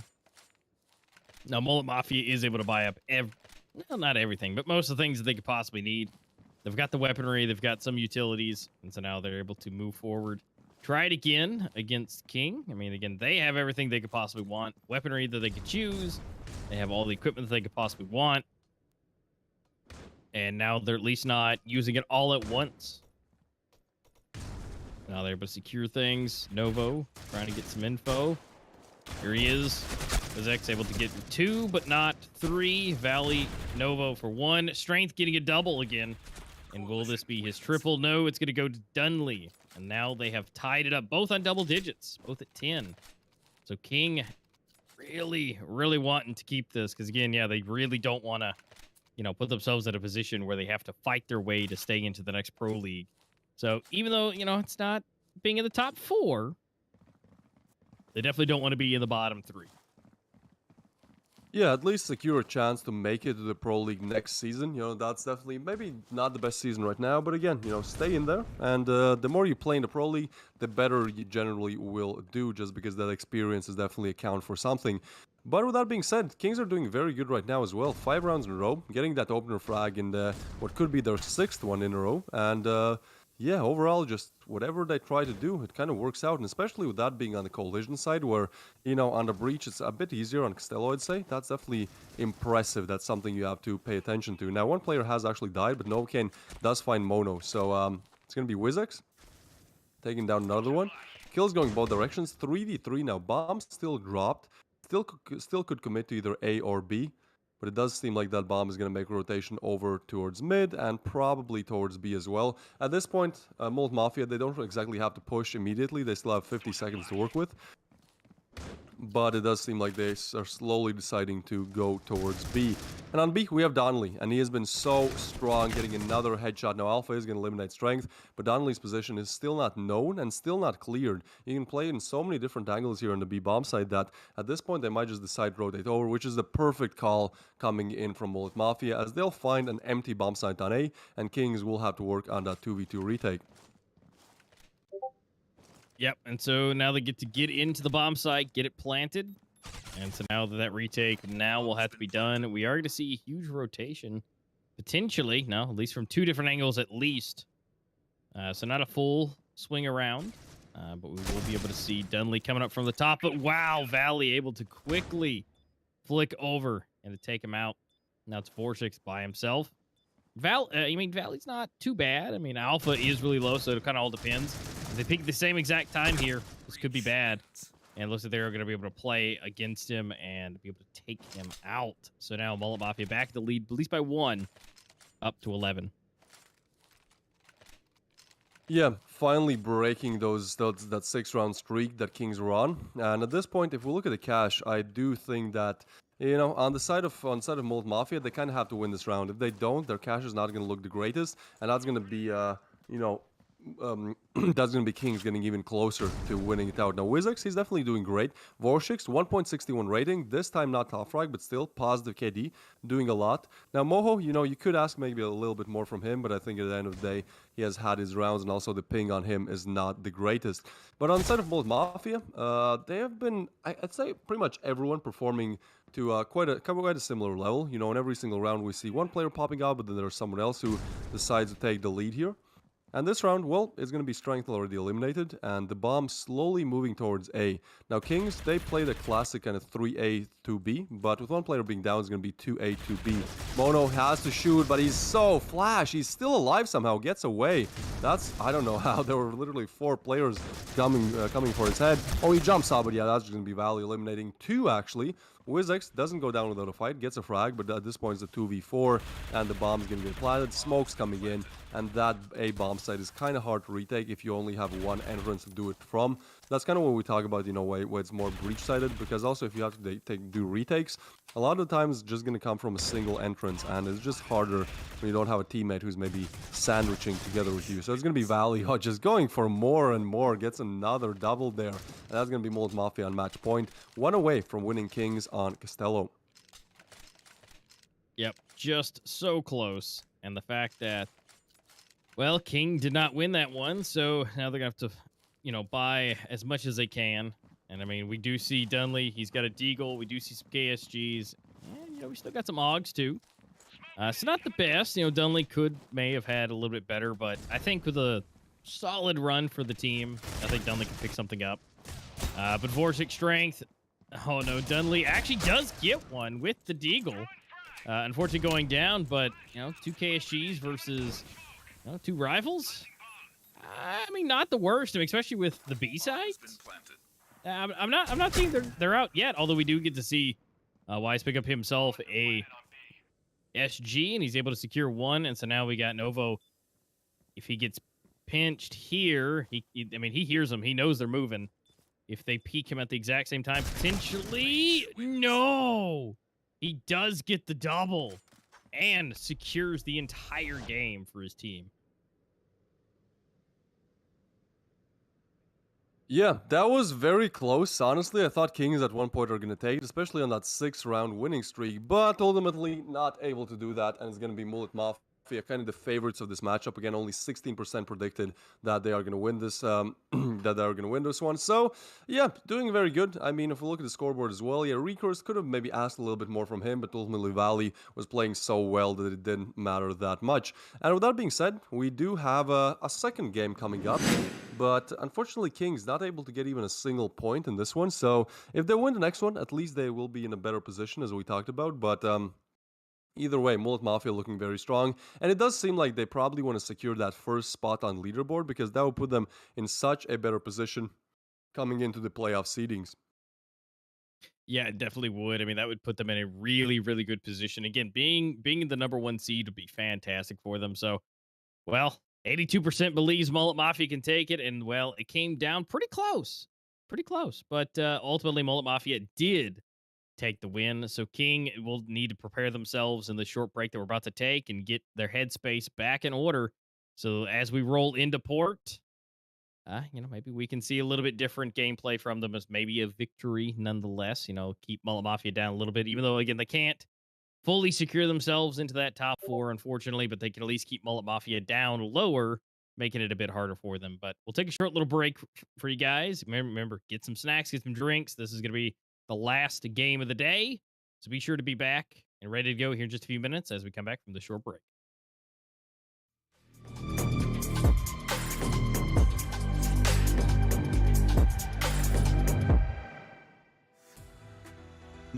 About all the way the flank comes in, maybe Eurasia going to play some trigger discipline to potentially pick himself up a second, but I think Snoops is sitting duck here all day long. If he will be checked though, and it doesn't seem to be the case. Snoops is going to swing, spots out Mulsha, it's going to make him fall, and then a 1-for-1 is kind of doable. It's kind of okay to have, and so now starting to push into the B side. Ottawa might be stuck here. They're pushing to HQ. The steps are being made. Otsuwa could be the hero play. The IGL for his team now stepping up in the killing department. Stepping up to win the round. Grabbing up another. It's all left to Aris now. Has to grab the bomb. Has to make the play work. But there's no more time. There's no more play. Otherwise gonna swing. Catch him off guard. And that's Merciless on their best. And mainly Otsuwa redeeming his team and putting them on the board. Coming back in here and being able to do such a good job. I mean, 3 rounds ahead. Now, it'll be big here. If they're able to clutch it up, get another one. They'll be priming themselves for another eco, or at least half buy for Merciless. And that'll put them in a really good position. But it kind of all hinges on here if they're going to take an insane lead on their map pick. But it just kind of all comes down to what happens here. The bomb is kind of primed to go towards B. But we'll have to wait and see. Ottawa trying to get some good sprays. Does one. At least Scott gets one. Clone does refrag. No, the quick shot coming in from Nebu. Gets a quick snipe shot in. And now for the quick rotation to A. Now they know nobody is close by. They've made the call for the rotation. Ottawa said, you guys can go ahead and like you might want to rotate over. And Nebu says, absolutely, I'm already here. And so he's already locked it down to a 2v2. Clone is already half dead. So maybe Snoops will be able to change that up. The bomb is going down if hopefully he moves forward. But now Nebu again taking Clone out. And MGS the only one and gets the spray shot in the air. So will another quick scope come in here? No. Gonna be moving up quite far. Going up in towards B, and there's Mafia already being taken down. So that pretty much opened up the entire A side, but apparently that's not what they want to do. We are going to see a rotation come in from MSG, or sorry, MGS. Get my letters all changed up here. But now we're going to see a nice little spray through the smoke. And Clone in a good position. They might have seen him, but here comes the shotty. But Aries here to save the day. 1-for-1 trades back and forth. But at the end of the day, there's only one player left. That is Clutch, and he misses. No, there's no way he gets the 9. Okay, that would have been, that would have been horribly embarrassing. But does get, no what? Way. Ooh, Clutch. This up and make this 11-11. Kind of tilt it, and then hopefully be able to put themselves in a better position to rack it up to 12. Because I mean, everything bought up now. They could probably do a force buy next time, but would they want to do that, or would they want to save? Wow. What's great is MGS double pumping for 1 kill each. And here we go. Nebu may get caught off guard. The smoke is coming out. He might use that to his advantage. He does escape. But do they push? I probably wouldn't. I mean, that Eurasia is deadly. And Clone is able to get 1, but Nebu refrags for 2. And so they're pushing yet again. Clutch able to get 1. And he misses. He's going to pull the pistol. He still doesn't get it.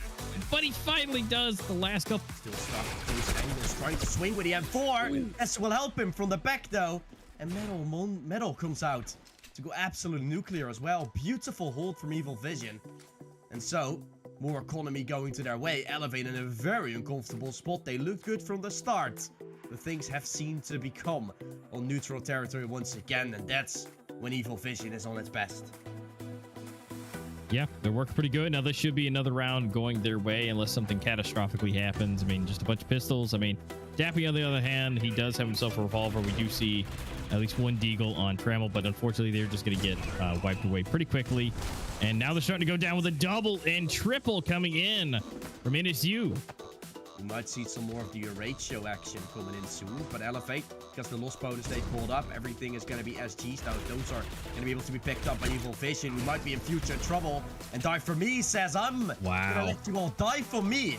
He's finding himself a triple. Tappy and Ox does something back, but it's still a man advantage here for Evil Vision, Imester. Yeah, I mean, it's in a great position for them. They're holding down, and we're rolling into the 9th round of gameplay to see Elevate can continue moving back up, or is Evil Vision going to continue to steal rounds away?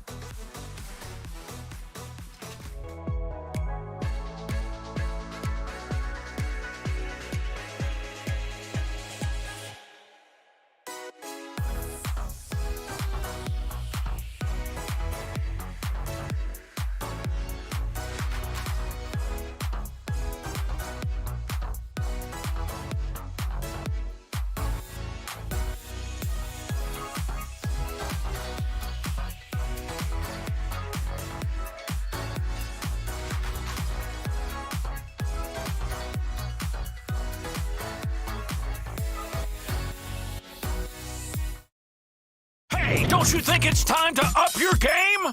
Get to the next level with G Fuel Energy. Item selection. Zero sugar, antioxidants, vitamins. Character creation. Wow, wow, looking good. Gamer words. DLC. And speed. Side quest. Look out, sweats. Build mode. Lag. Noob. Squad up. G Fuel Energy. We made this commercial for you gamers.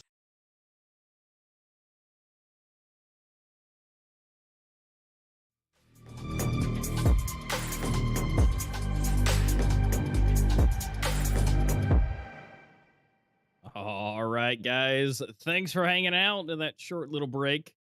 We are about to get into our last game of the day. King versus Mullet Mafia. These guys have been duking it out for, well, almost the full amount of rounds on the first game. But ultimately, Mullet Mafia able to find that, last little stride that they needed to clean it out. And they ultimately took the win. Now we got one more game left today. It's good. It's gonna be a little bit of a rough one for King.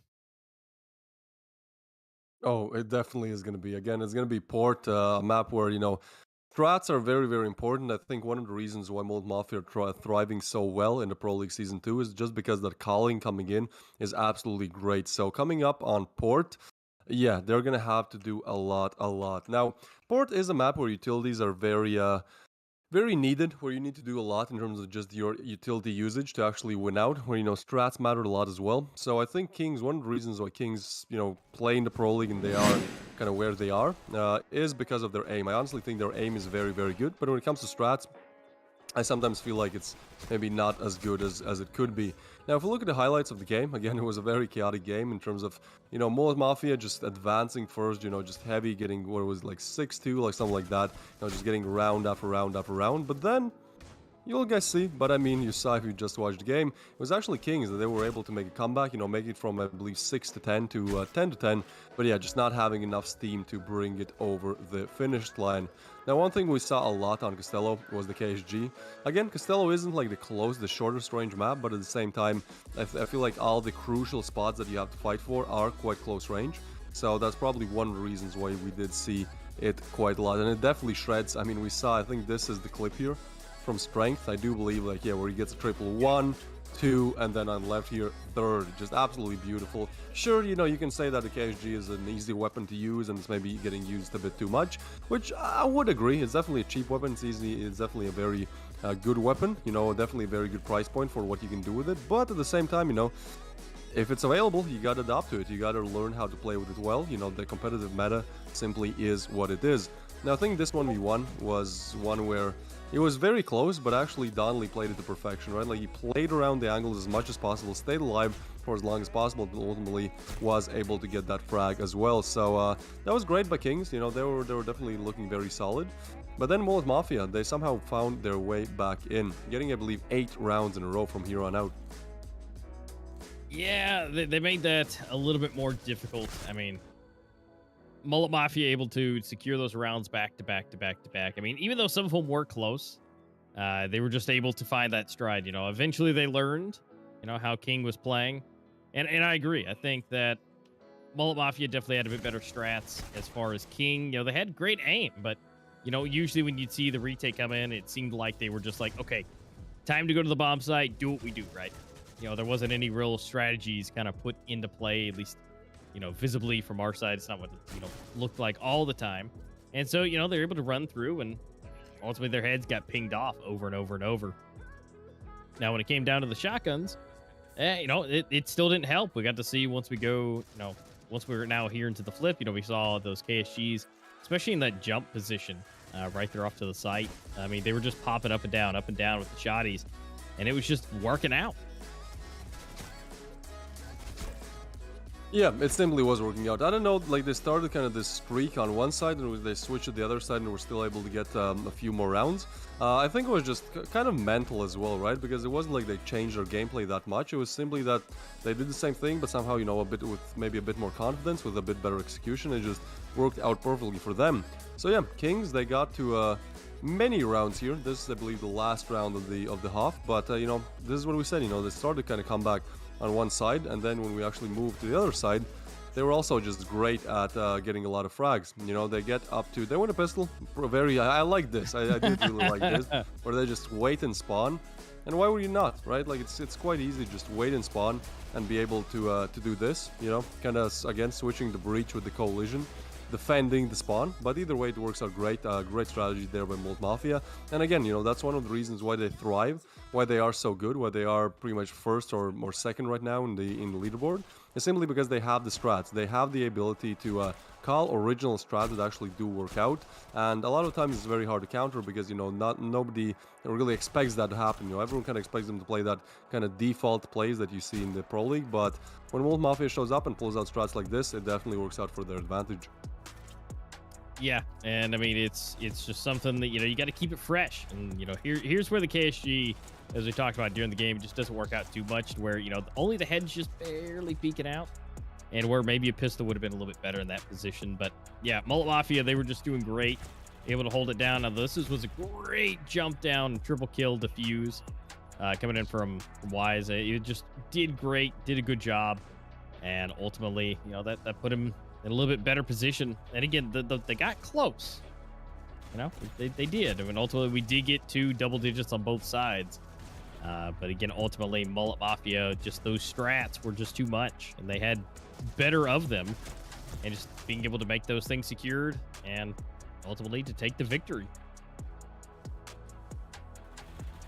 Yeah, again, on that 10-10, you know, everything broke loose for Kings, and they were just not able to do much. Molt Mafia securing, I would say, a needed victory. Again, you know, if we take a look at the group standings after this highlights reel, I think we will see that if Molt Mafia win both games today, they get those 3 points, they will advance first. And again, that works great in the playoff seedings, as they will probably have to play a weaker team as a reward for doing that.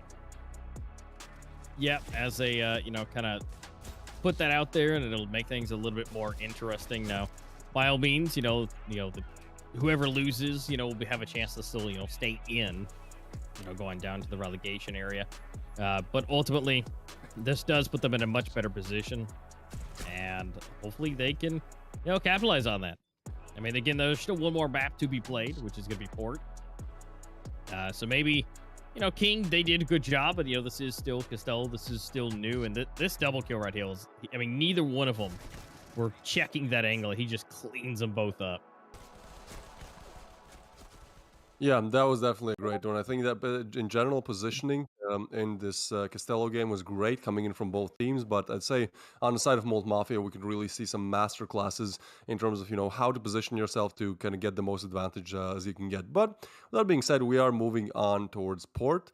On Port, it should be quite a fun game. Again, a very utility-heavy map, a very strat-heavy map. And Molt Mafia are definitely a team that, you know, excels under a lot of strats being needed to actually win it out. So we'll see how the calling is today on the second map. But if it's anything to go by, you know, judging by the first map, I think it's probably going to be quite hard for either of these teams to take it over the line. Oh, but the knife is already coming in. They're not wasting any time at all. Molt Mafia is running straight into this, and 3 of them left alive. Now they get to choose yet again what side they want to start on the side of Port. Now, granted, that doesn't necessarily matter the most. You know, Port's pretty well evened as long as you have the utility and the strats for it. But overall, you know, not bad. No, again, I think Port is one of the more equally sided maps. Again, you know, most maps tilt slightly, just slightly towards Coalition having an advantage, but I think at this point, it's like if you get 5 rounds on Breach, that's, you know, great, and if you get 7 on Coalition, that's also good. So, yeah, a very equally sided map, and let's see which team can actually take it home. Yeah, let's see indeed. First full interaction, and Vorsic able to get the first kill of the first round of game number 2. Looks like B is where they want to go.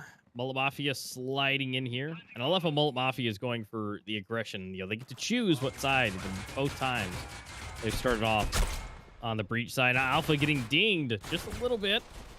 Things are happening. But here we go. Valley for 2, Strength, Vorsic for another one. 2 on either side down, and now it's a 3v2, and the defuse is actually coming in. They're going to go for the push. Y is able to get one. They still got to figure out the last one, which is going to be Strength, actually, to finish off Shadow. And so now, 2 left alive and the bomb defused. So looking good for King to start off early. Again, they should be able to get the second one, but there's no guarantee. No, certainly not any guarantees just yet, but yeah, it's great for them to get a pistol. I mean, that's definitely a good start. I think on Costello as well, they got a pistol, so they're good in their pistols. Again, you know, when we talk about Kings, we do talk a bit more about their aim rather than gameplay. And I mean, yeah, aim-wise, if you have good aim, you will get a pistol. But now, yeah, they're just gonna get this one as quickly as possible. Strength gets a triple actually. Evalik as well, you know, getting a frag there. So yeah, so far so good. Those pistol runs are definitely something that Kings thrive in. Yeah, definitely. And so, quick round. Make it look good. Now it's time for Molt Mafia to figure out their first official strats and plans. Gonna go for a nice split. And they're just making a hard run for B, which, I mean, there's no one there. So, I mean, not the worst idea. That's gonna be a lot of good information coming in for Alpha.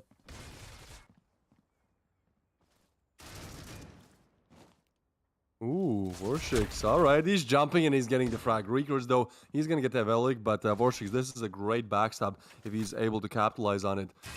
He's just going to hold the angle. Great play there. Shadow goes down as well. Now only Alpha left alive. Bomb is down, and Alpha is literally on the other side of the map, left in a 1v4. So it does seem like the first rifle round will go for Kings as well. Now, whenever Alpha peeks this angle, probably not going to clear it. Now, he does spot a player, but now his position is 100% known. And I think here, what is happening? Yeah, he does get the frag. All right. That's one way to do it, you know, just doing some parkour. Now going back and catching another one off guard. Oh, no. They're just not expecting this one to happen. Yeah, Alpha, very, very quick movement in there. Bomb is down, though, but it's not being guarded. I think now, yeah, they're going to go back to the bomb. I think that is the better call. Alpha, he has to make his way towards there. 35 seconds left on the clock and 2 players to deal with right here. He does spot one of them, and he gets Wizex, and he knows where the other one is, and he goes for it and gets the 1v4 clutch. Alpha, what a play. 0 kills to 4 kills. Great plays there from Molt Mafia, but I mean, Alpha just single-handedly taking this round by storm. Wow. 1 kill away from an ace to just clean it up to get Molt Mafia their first round and get them into this game. Wonderful job. And I mean, look at that. With a 65% win rate, 1.34. I mean, dude does great most of the time in any ways. But that was just exceptional from him. And, you know, he wasn't doing necessarily the best, but he wasn't doing the worst last game. Well, that's definitely a great start, and he's going to go ahead. He's feeling good. Well, this might be an extra bit of aggression, but that's okay because he does get the kill. Denley does go down. And so opening it up just a little bit further and at least evening the score line. So that's 4 versus 4 still.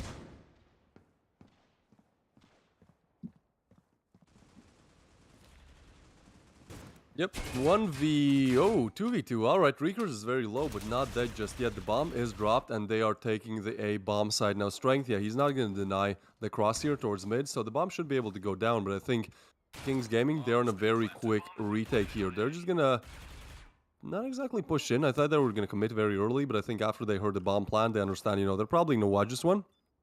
So Strength trying to come in here. Shadow definitely spotted him. He's not. He has to check 2 different angles at the same time. Okay, they now spot each other. And Evalik moving in slowly is not able to get a frag, and Shadow is going to get another one. Yeah, that KSG close range, man. Like, there's just nothing you can do against it. Like, close range, KSG is way better than a rifle, right? With a rifle, you still need a headshot. With a KSG, shot in the body, done. Alpha here, the 1v4. What a play. Jumping over Strength, going right back, catching another one off guard. And then, when he has to go towards mid, yeah, he's able to get 2 more players there as well. So, Alpha definitely single-handedly putting Molt Mafia on the map. And now, you know, with that round being won, they definitely have the cash to go for some other ones. Shadow, he's just going to pop Wizex's head. And now it's going to be 3 KSGs left alive. Never discredit them. We've seen KSGs time and time again just demolish the opposition. But at the same time, there's only 3. And I think at this point, Molt Mafia could just choose to go towards B. They still have to clear though on Strength. He's getting so aggressive, pushing in, gets one, tries to get away, but Valley and Reeker's quick on refrags, and Vorshik's going down as well, so it's going to be Molt Mafia. 3 in a row round. Yeah, definitely taking the fight to mid was probably not the best case scenario with a bunch of KSGs, but, you know, Now they get to try it again. Molt Mafia, though, taking the lead. Now with one round under their belt above them. 3 versus 2. So now it's up to King to see what they can do with that hero Og. Wise able to get one under his, and then so it's possible. And they're definitely saving up. They definitely have the cash to and could have bought something decent, but they definitely want to save it up, try to use it as much as possible. And so now moving into this again with a bunch of deagles and everything. I mean, it's not impossible. They just got to get the right angle.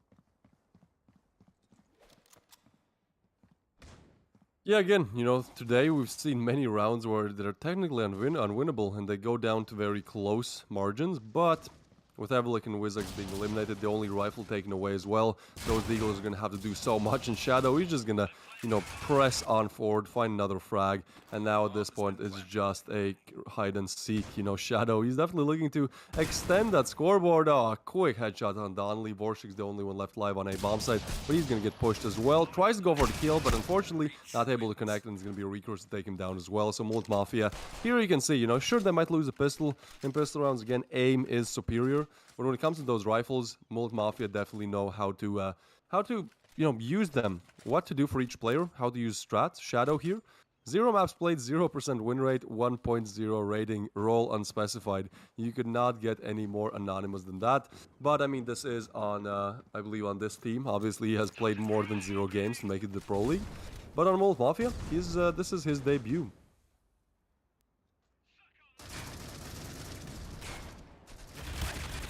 Ooh, alright, Alpha Novacan getting 2 strength, quick on refrag, 3v4 now. Looking around to find space and strength. Again, so aggressive, and this time it pays off for him.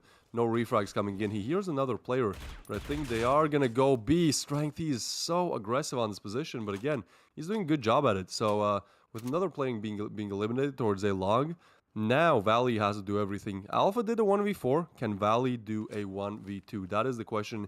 He's going to go and try to retrieve the bomb. Now, nobody is actually watching the bomb, so it could be possible that he just takes the bomb and goes B, which would be the best call right now.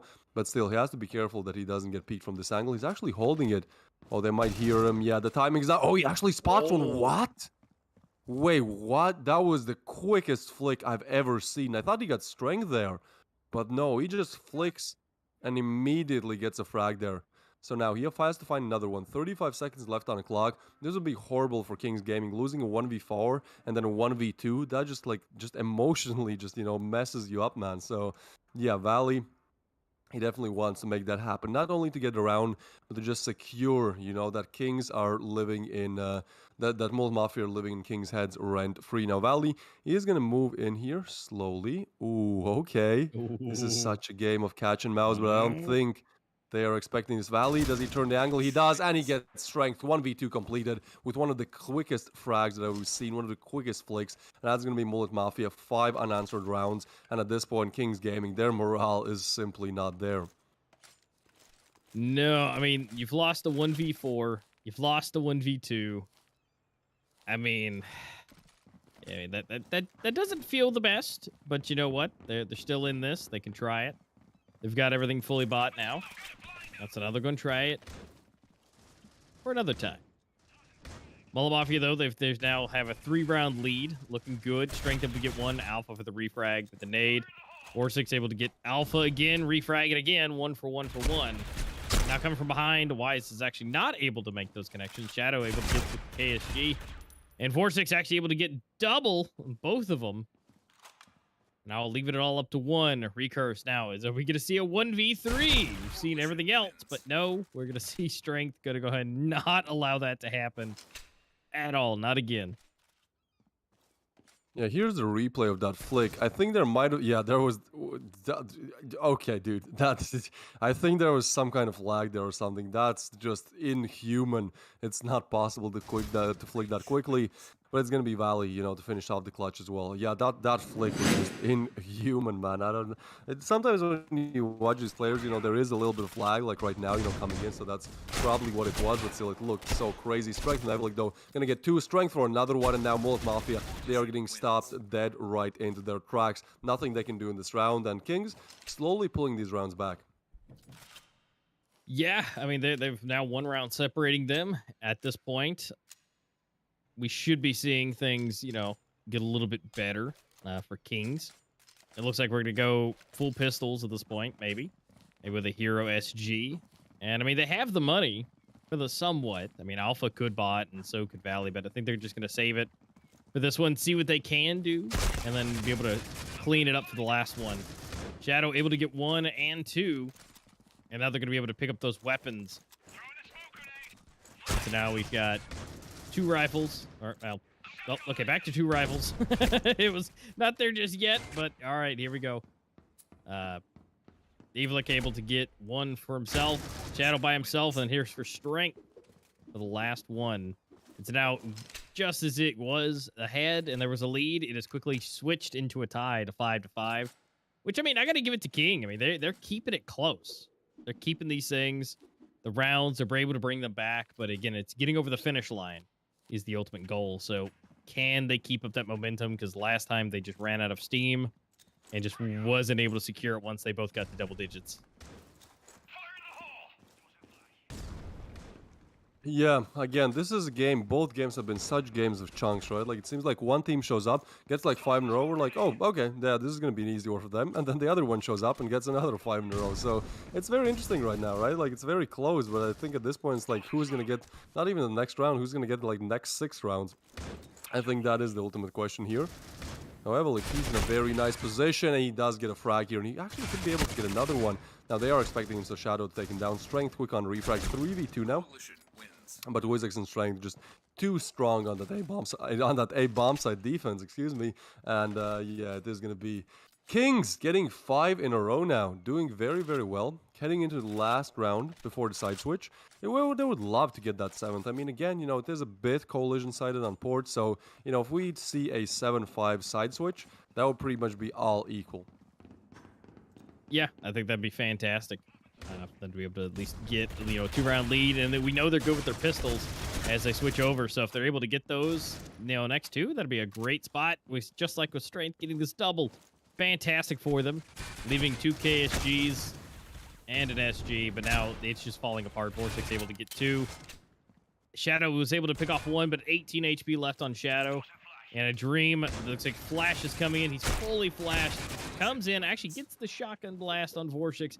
But Strength, you're MVP for the team for King, and able to finish it off. So now going over with a 5-7 split, best case scenario. And King's going to try it again. And again, they're good in their pistols. So we might be able to see 2 more rounds pop on the board for them.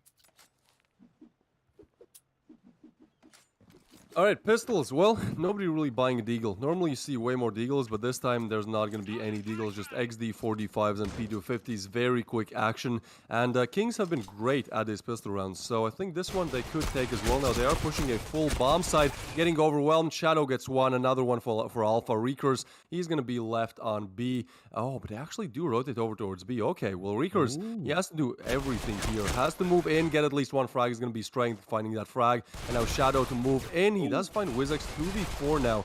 Oh, and it's all up to Strength, and I think his position is known as well. Even if it isn't, he has to clear 4 players in a row, and it's just too much to ask. So Valley to take him down, and Molt Mafia to win one of their first pistol rounds here. Yeah, I think one of those deagles might have been useful in that moment.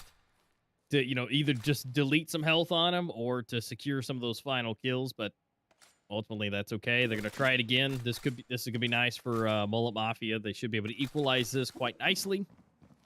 We're going to see those deagles come out now with one revolver coming in. But ultimately, let's see if they can make those connections happen. Again, some good headshots will make things a lot easier. Oh, for sure. And again, you know what we've seen so far, these anti-eco rounds definitely go towards a team that wins the pistol. So that should be the case again. But Kings Gaming, they're kind of playing this one smart. They're hoping, they're praying that Molt Mafia peaks along. And at least if they do, you know, it's going to be 1 rifle versus 4 deagles or 4 pistols. You know, that's at least a chance to eliminate 1. And if you do that, you can, you know, start to think what we do after that one. But for now, their mission is to simply get at least 1 player. But I think Molt Mafia knows this. They definitely don't want to push alone. I think the only mistake you can make in these type of situations is what Novocaine is doing right now, which is just pushing alone and then, finding yourself in a 1vx against pistols. Because if you just stay together, like, there is no way you lose against the pistols, right? So there is Alpha actually joining in, helping, and yeah, now they're just gonna crush. Now they're gonna get sandwiched, and that's an easy one. So great. I mean, it was a nice play there by Novocaine. He's still on 3 kills, but I guess that doesn't matter as Alpha comes in, helps his teammate out, and it is gonna be all equal once again. Yep, but now everything's being bought up. Everyone has what they could want. And so now it's going to be for King to try it for the first real rifle round in the second half. See what they're able to secure. I mean, should be a lot easier this time around if they can get everything into the A site. I mean, there's only 2 going that way. Or actually maybe 3. And so now they split off. So can they make this happen? Can maybe secure 1? Let's see what's possible. 4-6 able to pick off 1. Here we go. Evlick for another one. Valley's jiggling back here with his KSG. He's just waiting to put that in someone's face and pull the trigger. Oh, he would absolutely love to do that. Now this time it's going to be Valley being aggressive here. Last side, when Strength was there on collision side, we did see him do that a lot. Try to peek that window angle, try to get an easy frag, and then get away as quickly as possible. With mixed results, sometimes he got a frag and got away, sometimes he got a frag and went down, but this time it's going to be Valley trying that same strategy. Now Shadow, I like this play. He's playing right next to the smoke, but if somebody decides to push through it, he should definitely have the advantages. You generally see people through the smokes if they push through it a little bit faster. Now he's going to get 1 frag on Strength there. 3v4 now. Oh, Valley, so close, so deadly. Gets 2. Is he able to get the 3rd one? He is. Just, oh, Valley. That's insane with the KSG just ripping heads 4 in a row, taking Molt Mafia to 8 here. Wow. Well, I mean, that's what you can do in the A site with a KSG. It's just obliterate the entire other team and just get a quad. Easy peasy, lemon squeezy. So now Molt Mafia back in the lead with 8. King, they've got to be able to find a way to combat that, which it looks like they are. I mean, they are full, all bars none. KSG's all going to run in. As soon as that flash is over, they're just going to blast their way through. And here we go. 2 already down. Make it 3. Now they're going on the hunt. They want these last 2. They've got the bomb planted. This is just an absolute demolishment to KSGs. Even though we see them pick up the rifles, it's like, why? Just hold all the angles of the KSGs. Yeah, I do feel like the KSGs are, I wouldn't say overpowered, but at the same time, you kind of do have to use that word, right? Like, we've seen so many great KSG plays. I think we've seen probably more KSG clips in the Pro League so far than we've seen rifle clips. So it's definitely a weapon that can be used and abused if you know how to use it correctly. And the thing is, you don't have to learn too much. There's not too much to know. You just point it at a player. Head, body, doesn't matter. Close range, you're going to get frags. Donnelly gets another one. Shows us how it's done on Novocaine. Donnelly does go down to the bomb, but ultimately doesn't matter. As Kings, they finally find their 8th here.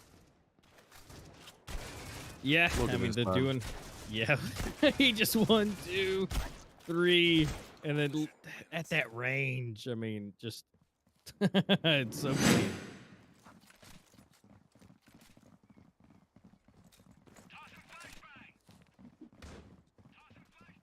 Well, again, it's very close. We saw 10-10 on Costello. This time we see 8-8. But last time Kings didn't have enough steam to take it over the edge. Novocaine, he's just so weird. He gets a double somehow. Strength does finally take him down, but that's 2 players lost on that B attack. And at this point, Molt Mafia, the rotations are quick. The rotations are smooth.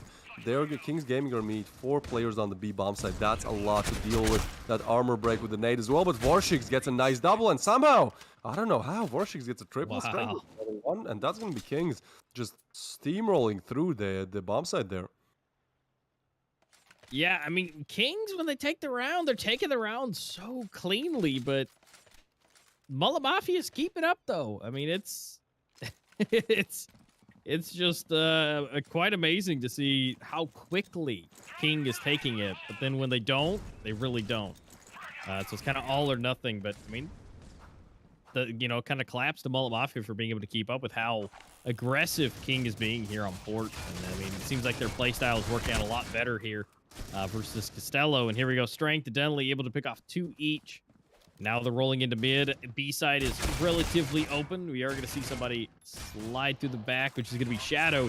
He's able to pick off one, but now his position is known, and he is in the back. Alpha getting dinged, you know, getting pre-fired, and he's just waiting to see what he can do. With Shadow able to pick up one, but that's going to be Vortex and Dunley yet again. Take out the last two. And now they're up to 10. First to double digits. So let's see if they can keep that momentum going. This nade was so good. It literally takes, I think, like 120 damage points away from the opposite team. Like, if you line them up, you know, you can definitely get some great damage in with the nades as well. But even with that nade being perfect, again, it was just like 4 players being dead in pretty much a few seconds there. But either way, we, as you said, are on Kings on 10 rounds. Kings on double digits, and that sniper does come in. Shadow, he wants to show us how it's done with the scoped weapon. We don't see that much Eurasia anymore. It's just harder to use in the new meta. But Novocaine, he does use the gets a double there. And Kings again, right when they get to that 10th, they're somehow not able to get 11th. 2v5 now to complete the 11th round, and the bomb is down, although it might be retrieved any second, but it's only Strength now left alive. And I mean, we've seen great clutches coming from Molt Mafia. This would be a great 1v5 to have, but Novocaine not even gonna allow for him to find the first. And Molt Mafia, they break the little spree that Kings were on, and so now they're on 9 rounds. I love how Shadow was just using the Eurasia as just like a shotgun, just trying to blast everything.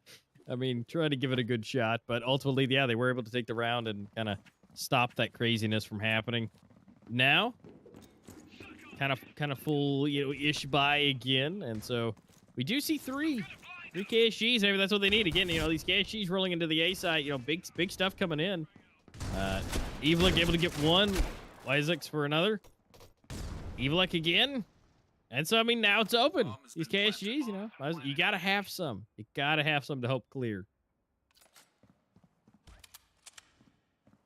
Yeah, that Eurasia is very expensive. I don't know if he wants to go for this. At this point, it's a 1v3. Definitely not. I mean, having a sniper in a clutch situation is one of the worst things, right? Like, you have to isolate your gun duels, and that's definitely not something you're going to get allowed to do if you're in a clutch situation. So it's going to be Shadow just saving the weapon, bringing it over towards the next round. But I think with Kings knowing that now a sniper is in rotation, they'll definitely adjust their playstyles, because honestly on port, there's only really 2 places where you can play well with the sniper. Mid, like Shadow is showing right now, and then also that B-long area, right? Because if you try to hold A long, you kind of have to peek it, or you have to play it very long range, which is generally just not the best. Probably Rifle going to be better there, so probably Kings are going to either smoke off or avoid going mid or B long. I'd say a smoke would be a more sensible choice. Because, yeah, even though that Eurasia might be a bit worse than it used to be, you know, now they're just harder, with especially 0 aim assist, just harder to hit those shots with the Eurasia. It's still definitely a weapon you can bring out if you have the cash, and I mean, Shadow definitely has 5k to his name, so why not? You know, try it out, especially if you're somewhat good with it. So this time, he will still choose to hold that mid area. Now, flashes and nades are going to come in. Ooh, this angle, will it get cleared? I mean, Wyzex, he's definitely trying to spot it. He's spotting the left side here. Shadow is on the right one. And I don't think without any smokes or flashes, it's going to be possible to clear him out. The angle, but what? Wyzex just jumps there. Gets Shadow. That's a very nice frag to be found. So that Eurasia out of the picture, they can really go A or B. I mean, A is more open, which is kind of counterintuitive. Normally, you stack a bit more collision players on A. So we'll see what they're able to do from this point. I mean, it seems like for now, they just want to hold mid. And then decide, you know, probably get one more frag. Okay, probably 8 is going to be that. Smoke is perfect. Comes in, Rigors has retreat, but he's not aware of Warshakes. He goes down. Alpha, quick refrag, but unfortunately the site is given away. So at this point, we're looking at a 3v4 retake. No, Evelik and Wyzex are low, and there are 2 nades, one on Alpha, one on Valley. So if they use the nades correctly, they should be able to at least get some damage in. Novocaine can move in as well. But this push is really not coordinated. There you go. That nade is used to perfection. Strength on refrag on Novocaine, and Evelik with another one. Valley now has to do it again, and he's not able to. So, Kings on match point this time. This time that 10 is not the place where they stop. They still go to 12. But now, one more round to be found. And for Molt Mafia, this is everything. They will make one mistake, and they're probably out. Yep. I mean, King just needs one more, and they have pretty much everything they could possibly want.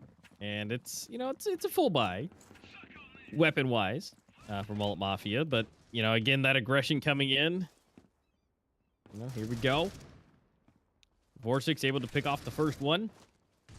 Vortex for the second. As they keep clearing, I mean, it's just a little bit further and further. Wyzek's able to get another one. As we move forward, there's only 2 versus 3. Can he get the... No. Novo was not able to secure anything. He almost had him on the guard, but Valley rotating over. But bad move because the bomb is going down. So now they're both together, and they've got to rotate into the bomb site now that it's planted. Timer is set. This could be and is match point for King. Could be the last round. We got to figure out a way to get into this bomb site, take out 3 players, and defuse the bomb. We've got just a little bit left. Things are being thrown. Flashes are out. Now it's all up to Valley. Can he clutch this? 1 and not 2. That's going to be Evlik able to get the last one to secure the victory. And a look at that. We still get to see Strength passing the 30 bomb. 31 kills and 11 deaths. I mean, not too shabby. No, 30 bombs is not something you see a lot. I mean, there were some attempts in the first game as well. You know, we did see that Legion was almost up there. You know, some other players as well. But ultimately, a 30 bomb is very hard to do. Even if you do play, what was this, 22 rounds? Even if you do play 22 rounds, getting 30 frags, 1.5 kills pretty much on average every single round, that's going to be a hard task. So great plays there coming in, and I do believe we saw a pretty good game. At the same time, you know, Molt Mafia not able to get both maps, so that doesn't mean they're not going to get 3 points. They're only going to get 1, and we will take a look at the standings quite soon. You know, just there you go. We arrived at the standings. So yeah, Bullet Mafia remains second. So if they won this game, they would have been first, a bit better seeding. But as they become second, well, they're going to stay there. But if we look at what's yet to come, there's only one matchup left. That's Invictus versus Flames. And in this matchup, if Flames actually win against Invictus, they could knock them out of the playoffs, right? Like if they win both, they are on 11 points and Invictus are going to be on 10. But if Invictus win at least, you know, even one map, then it's all over. So even though this match is not going to get streamed, you are going to find out, you know, if Invictus or Flames make it. For Flames to make it again, they have to win both games in the best of 2. For Invictus, simply do as little as win one map. You know, I don't think that's too much to ask.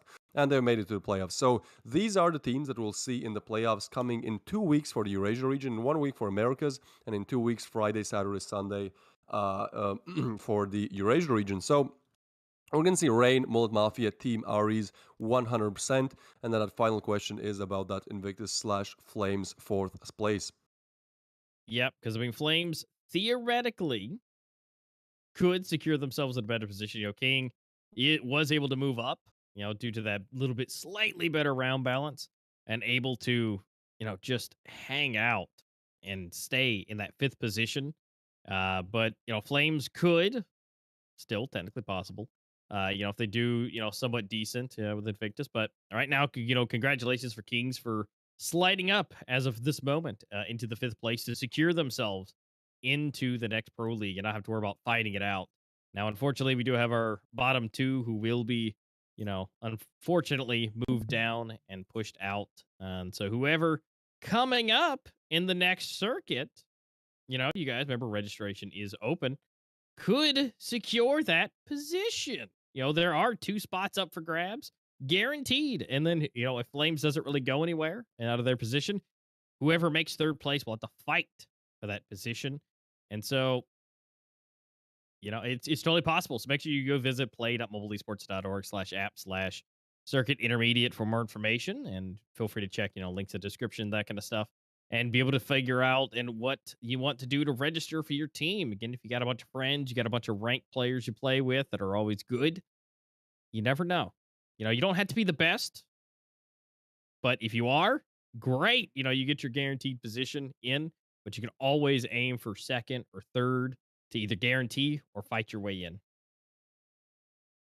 Oh, for sure. It's a great way. Again, even if you don't make it, you're probably, you know, not to set any expectations low, but you're probably not going to make it in the first season. But still, if this is something you want to pursue, you know, start with circuit, see how you do there, and, you know, again, it takes time. In any game, in any esports discipline, it does take a lot of time to become good at it. So yeah, just try out your luck. Worst case what happens is you're gonna get some cases probably. So yeah, again, the link is gonna be in the description, or just go to Mobile Esports. There's many different things you can do there. But one of the things is definitely signing up for the next season of Circuit, from which we will pick the two teams that go on to the Pro League, and then see if the third one comes from Circuit, or if they lose against the sixth place of Pro League, then obviously that sixth place stays.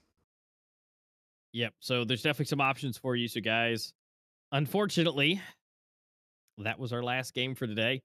So we got to appreciate you guys hanging out with us and having a good time. It was definitely a blast. And of course, thanks to Mobile Esports and Critical Force and G Fuel for being able to make this stuff happen. We can't do it without them. So until next streams, remember, those dates will be coming up soon for the semis, to going into the next side of rounds for the Americas and the Eurasia region. So ultimately, keep that in mind. Make sure you are subscribed. You got your notifications on, because as we roll into the next weeks, we will have some more matches and then full-blown weekends full of crazy action. Yeah, for sure. Again, note down those times. Again, next week, Friday, Saturday, Sunday is going to be Americas, and then 2 weeks forward, it's going to be the Eurasia region. Again, Friday, Saturday, Sunday. So do note down those times. It's going to start at pretty much the same time, as it normally does for America or Europe. So just make sure subscribe, click that notification bell, just so you are advised of that happening. And I do believe, as this is pretty much it, we will see you guys in the finals. But for now, see you next time.